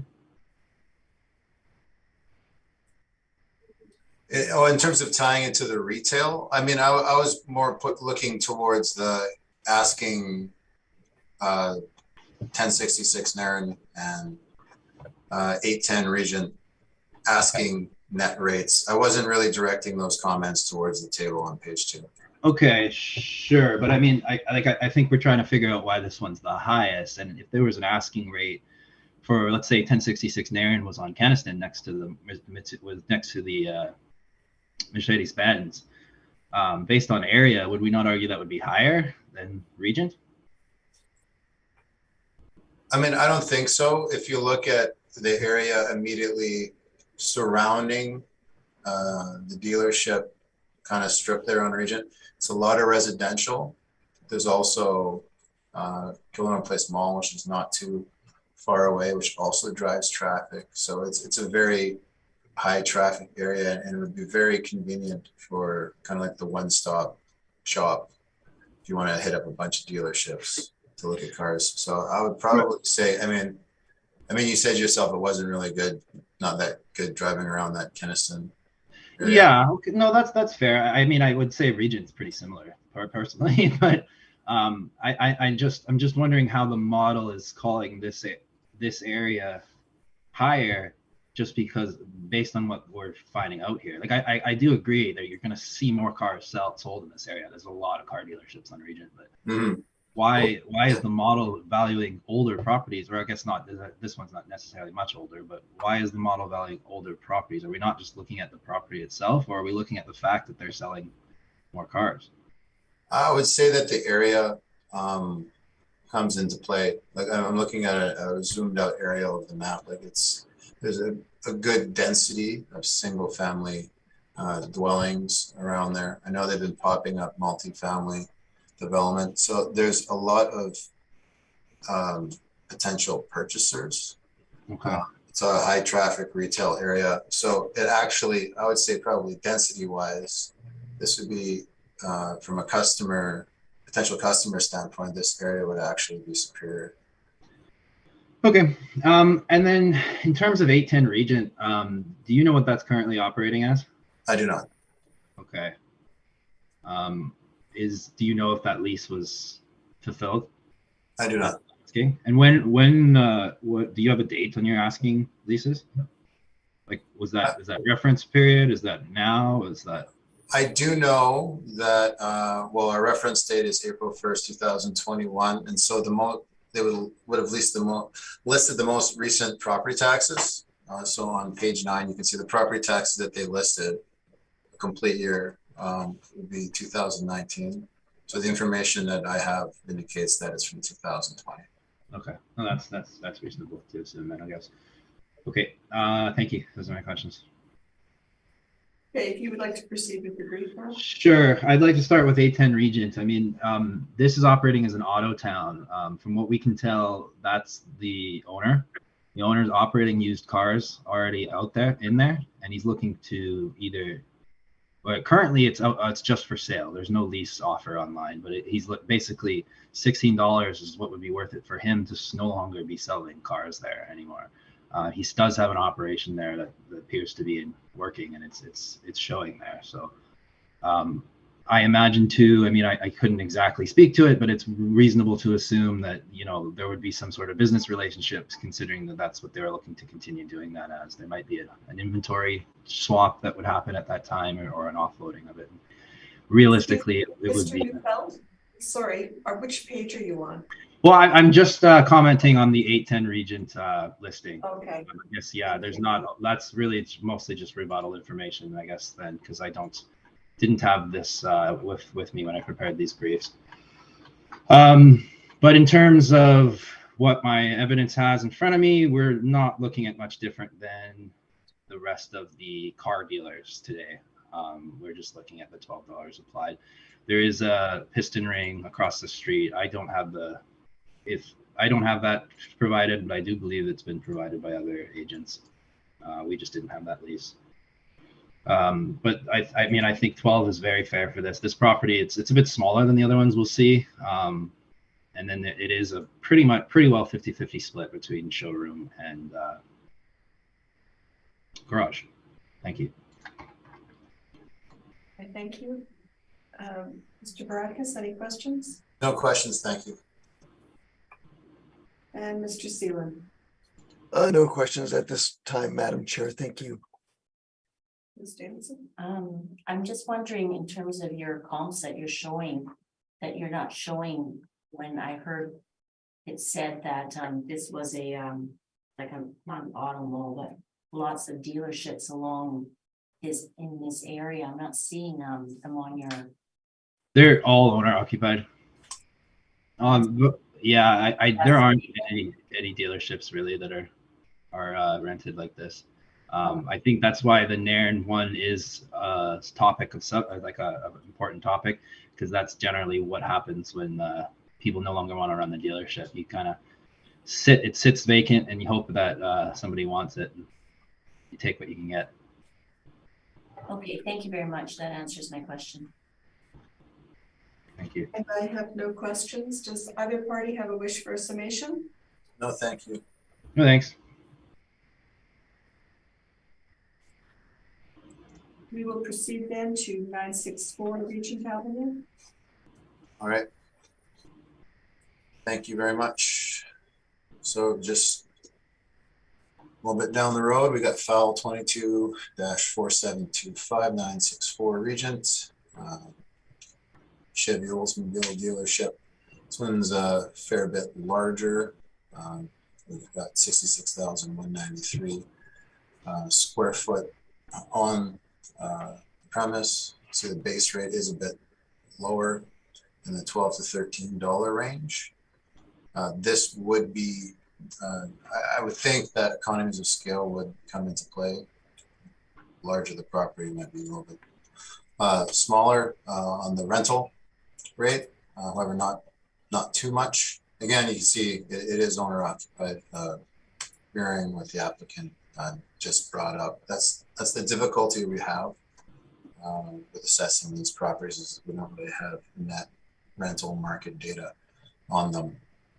So you can see in the $12 to $13 range, that's where we are at. I can bring up the age. I really wish the age would appear on these briefs, so I wouldn't have to click and load, but I'll get that for you so I can fend off one question. While it's loading, you can see again, the rents are the same. And what they did is it looks like they actually did adjust the net operating income on this property. You can see the last page, page 13. And they used a cap rate of 7.05. So, I mean, I'm not cherry picking the orders I'm putting in, I'm just putting in all of them. So you have the information. And in terms of the age of the building, I don't know why it's taking so long to load. I apologize. So we've got on the garage area, it says 1980.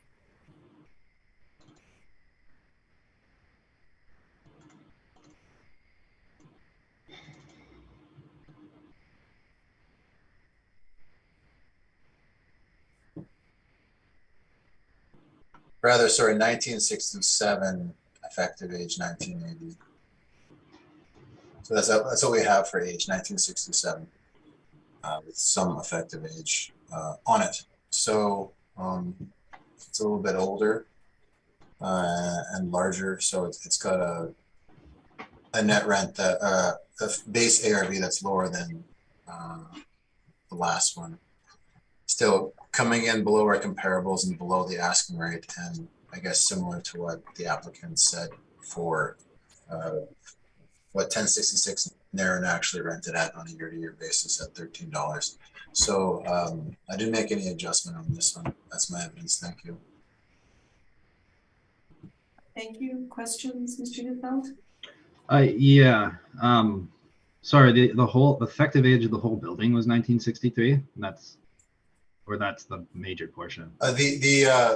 The actual year built I have is 1967, and I have an effective year built of 1980. Oh, okay. I misread that. Okay. 22,000 square feet, 190. That's a body shop, is it not?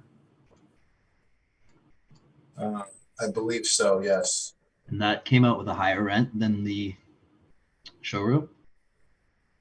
Slightly higher, yes. And what would, is it because the same comps went into them and that is economies of scale what we're seeing difference, or what would you attribute that to? I would think that would be the case. Okay. But I don't have an answer, concrete answer for it. Any body shop rents, I guess. Like we do have a separate building here that's a body shop. So I'm just wondering if you have any, I guess, even industrial rents that would be more indicative of that. I do not. Okay. Thank you. Those are my questions. Oh, sorry. No, one quickly. this was reduced for realty. Was there, I mean, was it too hard to do a flow through? What was the reason no flow through was done? Well, it says it was based on an adjusted NOI. It wasn't indicated exactly what that NOI was. The panel was a little light on the detail, so I couldn't. Well, the property was reduced by just under 3 million. So it would, I mean, it's kind of a loaded question, but I would, could you assume that the rent was changed? Is that fair? That'd be. With just based on I would assume that might have something to do with it. It wouldn't have just been expensive. Yeah, sorry, I'm not trying to trap you. I know what you're saying. Yeah. Okay, cool. All right. No, those are my questions. Thank you.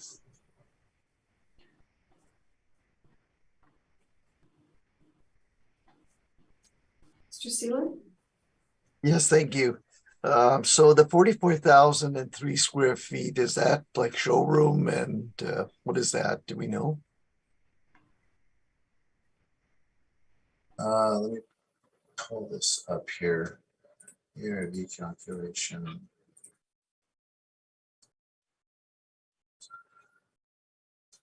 So yeah, that would be like showroom and I guess service area split. So it wouldn't just be all showroom. Okay. Is it typical? I noticed that you have a different rental rate on the body shop, which I believe is 22,190 square feet compared to a service area showroom. Is it typical body shops are rented higher, or? To be honest, I don't have much experience working in the industrial area, so I wouldn't be able to make that comment. I do know that it is smaller, and in terms of valuation of real estate, typically there is an economies of scale. I don't know what you would call it, but not so much a rule, but kind of like a guiding idea that as a building gets bigger, usually its cost to construct, its net rental rate actually goes down on a per square foot basis. So I think we're seeing a little bit of that here. Not much, because you can see that it did, the body shop area is half of the showroom and service area. And it's only about 50 cents per square foot higher on the net rate. So it looks like it's coming into play a little bit, but not as much. I would suspect, because for these type of properties, you have to be of like a certain size to actually operate. But other than that, that's basically my understanding of how the economies of scale factor would apply to an operation like this. Thank you. That's all my questions. I appreciate it. Thank you, Madam Chair. Thank you. And Ms. Davidson? I had no questions. Thank you. This was model driven, correct, Mr. Baracus? Yeah, all model. Okay, thank you. Mr. Neufeld, if you would like to proceed with your brief. Thank you. The subject property, I just want to show you on my page 2. A good portion of this is service area. So you can see the 2 separate buildings. The southwest building is a body shop, and then the main T portion building is the showroom and the service area. The showroom is the original building on the northeast corner of the building, and then you can actually see the building below is service bays that are on Regent there. So that would be the western portion of that larger building, and then the whole south strip that was added is service area as well. This is one of the oldest dealers. I think the oldest dealer we have today. My second picture there, there's no interior shots, but you can see the auto body is just a basic construction. Absolutely no reason to suggest that it would be higher than the rest, considering that there's a showroom frontage. I mean, this building doesn't even have, like, you can't even see the auto body from Regent. That's you got a big lot in the way. So I think Two, that it appears as though this was argued at Realty and reduced, and I think that decision has been accepted. So, I mean, there has been a huge delay in hearing our appeals. So I don't know if the assessor could answer if maybe the city appealed this Realty decision, but as far as we know, they didn't. So, I would suggest that if the rent was applied at Realty in a way, that the same rent be applied for business for this property. I just like the assessor said, we didn't even do a reverse calculation because we weren't really sure, but I think it looks like the Realty decision was much more reflective of the market value of this, and that should be flowed through. It just wasn't as clear to do it. One thing I want to mention, the body shop actually has an 850 square foot mezz here. We deem not rentable, and the city doesn't have it on the roll either. So there is a mezz here that's been deemed as not worth including in the assessment. Oh, sorry, no, I take that back. Just forget what I said. I'm just seeing it now. We've included it. My mistake. We agree with the area. Forget all that. But we are using 12 and 8. 12 for the main being a mix of showroom, mostly mechanical area. Actually, I would think. I think honestly, this one may be worth it to go to 11. I'm not going to make that change today, but you know, if we end up at a larger hearing for this one, which I hope not to, then that there's a chance we would go lower. But for today, 12 I think is much more indicative, and it was probably what was applied. It's a little hard to tell, but thank you. That's my presentation. Thank you. Questions, Mr. Barakas? No questions, thank you. Mr. Seelan? No questions, Madam Chair. Thank you so much. And Ms. Davidson? No questions for me either, thank you. Just want to confirm the age of the showroom, which was, I'm assuming, the original building. Correct. 1967, and it is in poor quality. I would contend. It's not exactly. It's kind of shifted, the building itself. It's sort of falling over. You walk in and immediately you can sort of see how it's not really a level building like a newer one would be, and it very low ceilings as well. And so you have inspected? Yep. Yes, I have. Okay. Thank you. Thank you. Does either party have a wish for a summation? No, thank you. No, thank you. Right. We'll move on to 1424 Regent Avenue West. Mr. Barakas, whenever you're ready to proceed. Okay, thank you. File 22-4726, 2023, 1424 Regent Avenue West. Nissan dealership, 30,759 square foot, base ARV 1441. Again, comparables on page 2 are the same. Shinnecoe leasing ask, and then again the decision brought in here.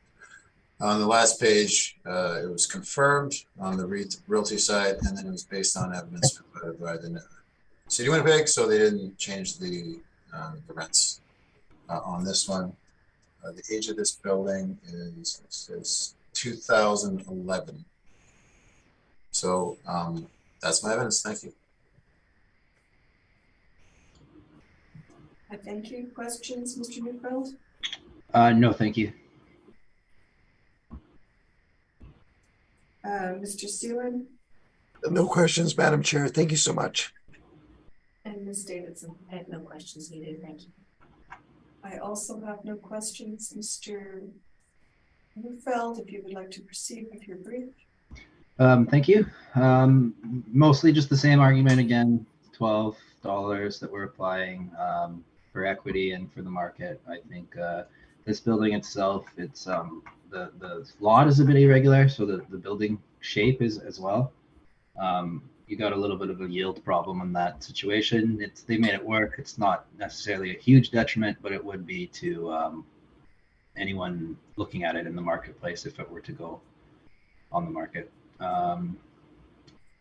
They do have, it appears as though a portion of the work area is air conditioned, because that wouldn't be full showroom.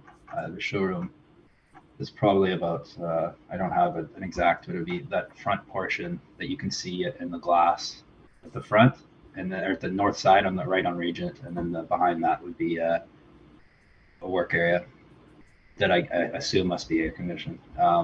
That's it. Thank you. Partly air conditioned. Thank you. Questions, Mr. Barakas No questions, thank you. and Mr. Seelan No questions, Madam Chair. Thank you. and Ms. Davidson? This is just kind of a general question. You used an overall blended net rent of 1013 on Mercedes-Benz, with the main area being 13, and you're using 12 on 1424 Regent. Mhm. So it's kind of 12 here and 1013. The major reason for that would be the fact that a huge portion of that is in the basement. A basement will not rent nearly as high as a main floor. Retail itself generally isn't even in a basement. Trying to think of, I think there's like one store in Polo Park that has the sport check in the basement, and that's kind of all I can think of in the city. So we should look at 13 on the Mercedes. yeah, and then 5 on the basement. I would say, like, because remember how earlier I was saying we use blended rates and then we don't. When you're looking at a basement, I think using separated rents are very helpful, especially for an assessment purpose. I think if we were appraising that, we may use a blended rate or just a per annum for the whole thing, and you're right, it would blend lower than this one, but that really is the basement, and that's why. For the Mercedes, we thought it would make more sense to separate that out and show it that way. Okay, thank you very much. Thank you. Thank you. And I have no questions. Does either party have a wish for a summation on this property? No, thank you. No, thank you. All right. At this time, we're just going to take a 5-minute recess. Sure. Okay. We'd like to call this meeting back to order. I believe we are proceeding to 1-555 La Chaudière. And Mr. Barakas, whenever you are ready. Okay, thank you very much. File 22-4656, roll year 2023, 1-555 La Chaudière, Hyundai Focus Sales and Collision Center. It's we've got a base ARV $15 on the net rent. It's built in 2020 though, so it's pretty much brand new. And the rest of my evidence here has remained the same. And the assessment was confirmed at the realty. Locationally, just to give you an idea where on La Chaudière it is if you're you know where the Steinbach Credit Union is, it's just north of Regent and Reinders. There's a Lowe's across the street. There's a Sobeys across the street.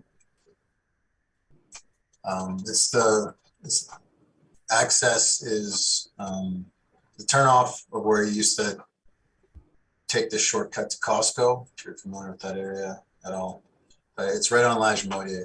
It's brand new, so it gets a $15 per square foot rent. So, I mean, we've talked about the rest of the evidence quite a bit, so I'll just leave it there. Thank you. Thank you. And Mr. Neufeld, any questions? Just a quick one. This is brand new. Do you figure that the ones that are built in the 1990s or 2000s are overly different than this one? Is there much, or is it just newer construction, basically?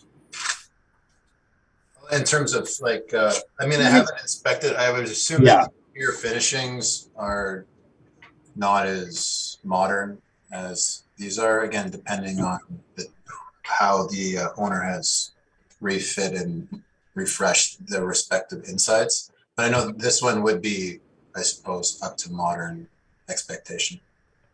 Okay. I don't know. Those are my questions. Thank you. Thank you. Mr. Seelan? So this is both a sales and collision center. It's both sales, collision, and I would assume service. Yeah, it's listed as Focus Hyundai and Focus Collision Center, so it would be both. And it's just one building. Yes. Thank you. That's all my questions, Madam Chair. Thank you. Thank you. Ms. Davidson? I have no questions, thank you. Did you have a chance to inspect this property? I did not. I'm assuming it was inspected when it came onto the roll in 2020. Let me check the notes. Roll number, construct, showroom, new bid, sign, I mean, it came up during COVID, so it wasn't inspected. We weren't really doing inspections at that time. Okay. And thank you. Mr. Neufeld, if you would like to proceed with your brief. Thank you. The first thing I did note that there's an error on my 2023 assessment that must be from another property. It's not 546. The assessor obviously has it right. And then that's shown in that picture below on my left side there. That's from the website. I'm going to adjust this rent. I'm going to change it to 13 exactly. The reason being that it is newer. It is, it's one of the better ones we've looked at today. And then 13 is that rent we have. I would still contend that, yes, this may be better, but because of the year-to-year lease for the 1066 Nairn, that would, there's a higher risk on that. There's a higher chance, it's a very high chance of turnover with the government COVID site. That I think would kind of offset the fact that this is a bit newer, and that's where we're using the 13 exactly. Realistically, though, the buildings are almost identical. It is that 1066 Nairn is older, but it's got this high ceilings in the warehouse or in the back, just like this one. It's got the showroom, same, very similar split. Finishing, like, it's newer, so of course newer is a bit better, but it's like realistically the product hasn't changed much, and this has just been a product that they've been making for car dealers. But every other retail site and industrial site are innovating, whereas they're kind of really just staying the same, and they have been since the 80s. The 60s one that we saw earlier is obviously different, but that kind of changed as time went on to be more like these 80s, 90s, 2000 ones that we're seeing, and there really hasn't been much to changing in them since then. So I think the 13 for this one is very, very, very fair and applicable. My request will change to, I had it, there we go, 409,670. So 409,670. And I tried to stay still while I said those numbers so they came out clearly. And that is my presentation. Thank you. Thank you. Mr. Barakis, any questions? No questions, thank you. And Mr. Seelan?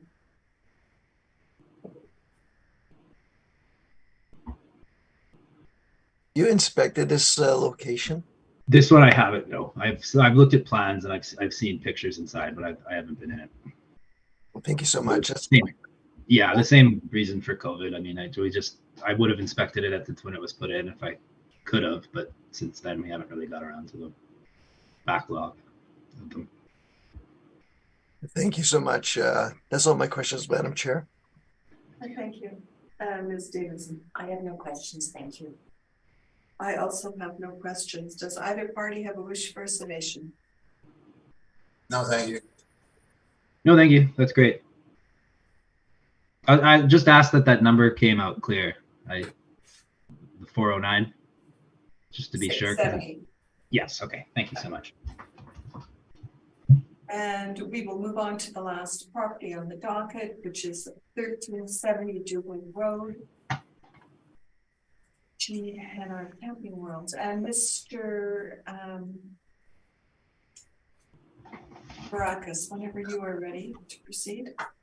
Okay, thank you. File 22-4493, roll number 2. Roll year 2023, 1370 Duval Road.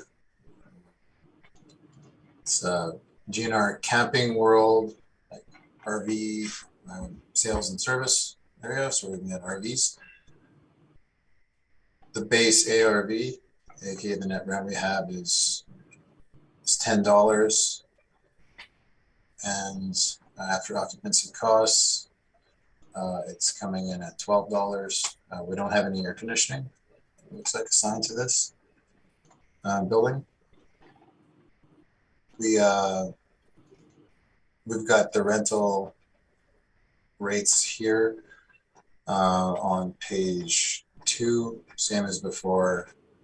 And then we've got, again, my examples on Narren, or those areas would be superior. That's why we're at 1013, and those ones are up in the $16 asking range. And then the realty, looking at the flow through, decision was based on the evidence that the assessment and taxation department provided. 1974 is the actual year built on it. So we've got 20,652 on the premise area. So let me just read out the areas for you. We've got 5,108 of it. It's assigned as GNR Camping World, which I would say is like the more showroom, financial area, not the hands-on spot. Then I have a rear addition that was put on the building in 78.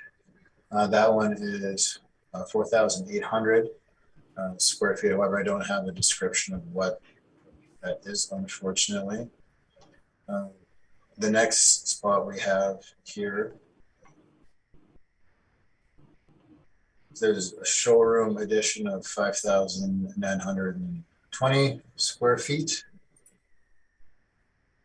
And then we have the last one here.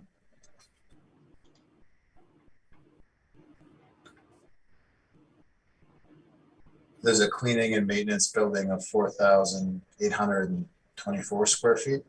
That will equate to 20,652. I mean, I wish I could give you more detail in regards to the 4,800 square foot area. However, that building wasn't listed or described in our system, so I don't have any information on it. The overall rate, net market rate, we have it 1013. That's my evidence. Thank you.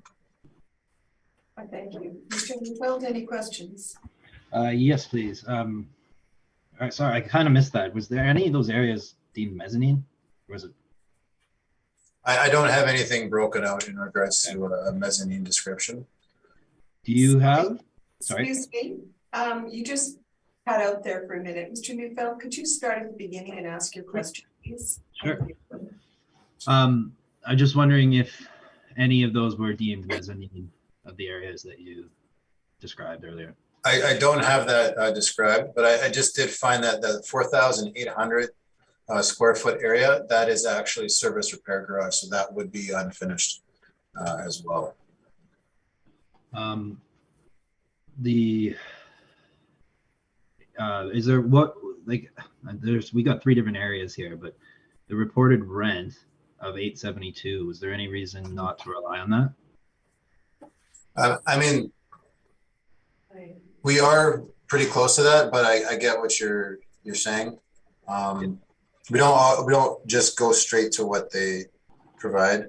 Of course. It's based on market data, but I get what you're saying for sure. Would do you think this lease would have gone into the market data? I don't review office leases. I'm typically an apartment, so I can't really answer that question. Okay. Yeah, those are my questions. Thank you. Thank you. Mr. Seelan? No questions at this time, Madam Chair. Thanks so much. And Ms. Davis. I have no questions at this time, but I did note the area is different, and I'll ask the applicant that. I just have one question. Mr. Barakas, you said that this building had a showroom portion, Yeah, but you have no air conditioning listed. that is correct. Would you not say that is unusual not to have air conditioning in your showroom? I would agree with that, yeah. Right. Thank you. Mr. Neufeld, if you would like to proceed with your brief. Thank you. I'm just wondering, quick question I missed. The ceiling heights, do you have? I do not. Okay. Okay, so just to go to my brief, we are using the reported rent, the difference being the area that calculates to be the same per annum. The area is a mezzanine, as far as I can tell. There's no pictures, or as far as I do know that there is a mezzanine in there that is not in any shape, way, or rentable. If you look at the page 2, I mean, I'm gonna guess those are about 14, 12, no, probably 12 foot clear. I don't have this here with me, but there's really no area to show a mezzanine there, or no area to put a mezzanine in there. So there could be, or there is a small portion in there that has, I guess, a portion of it is on the roll, but not the whole thing, from what I can tell. Because the reported area of 21,475 does include it, but the plan area that we are relying on of 19, I lost it. 19,544 is the actual plan. So the 958 or versus 872 is just based on using different square footages. This is a rented property. This went through rental arbitration. This, 2 appraisers argued and a third one to determine the rent. There is no air conditioning, and we are just relying on that rate. In 2020, that same rate would have been applied. The $9,000 difference would be attributed to the increase in occupancy costs from the assessor. And that is why we request $229,250. Thank you. Mr. Barakas, questions? No questions, thank you. And Mr. Sealer? No questions, Madam Chair. Thank you. Ms. Davis. Just out of interest, what was the purpose of the rental arbitration? Would be there was a separation of the ownership. So I guess the owner of the building had a dispute due to a separation with the tenant. Okay, thank you. Just one quick question as a follow-up to Ms. Davidson's. When did this arbitration take place? I could find out. I don't have it with me. It was give or take about 10 years now, but this is a new lease rate. Like it was renewed in 2020. I could get you the exact date. It will just take me some time. That's fine. Okay, thank you. That is all my questions. Does either party have a wish for a summation? No, thank you. No, thank you. All right. All the items have been heard on our docket this morning, and this hearing is closed. I would like to thank you, Mr. Barakas and Mr. Neufeld, for your brief time this morning. Great. Thank you so much. Have a great day. Thanks. Thank you.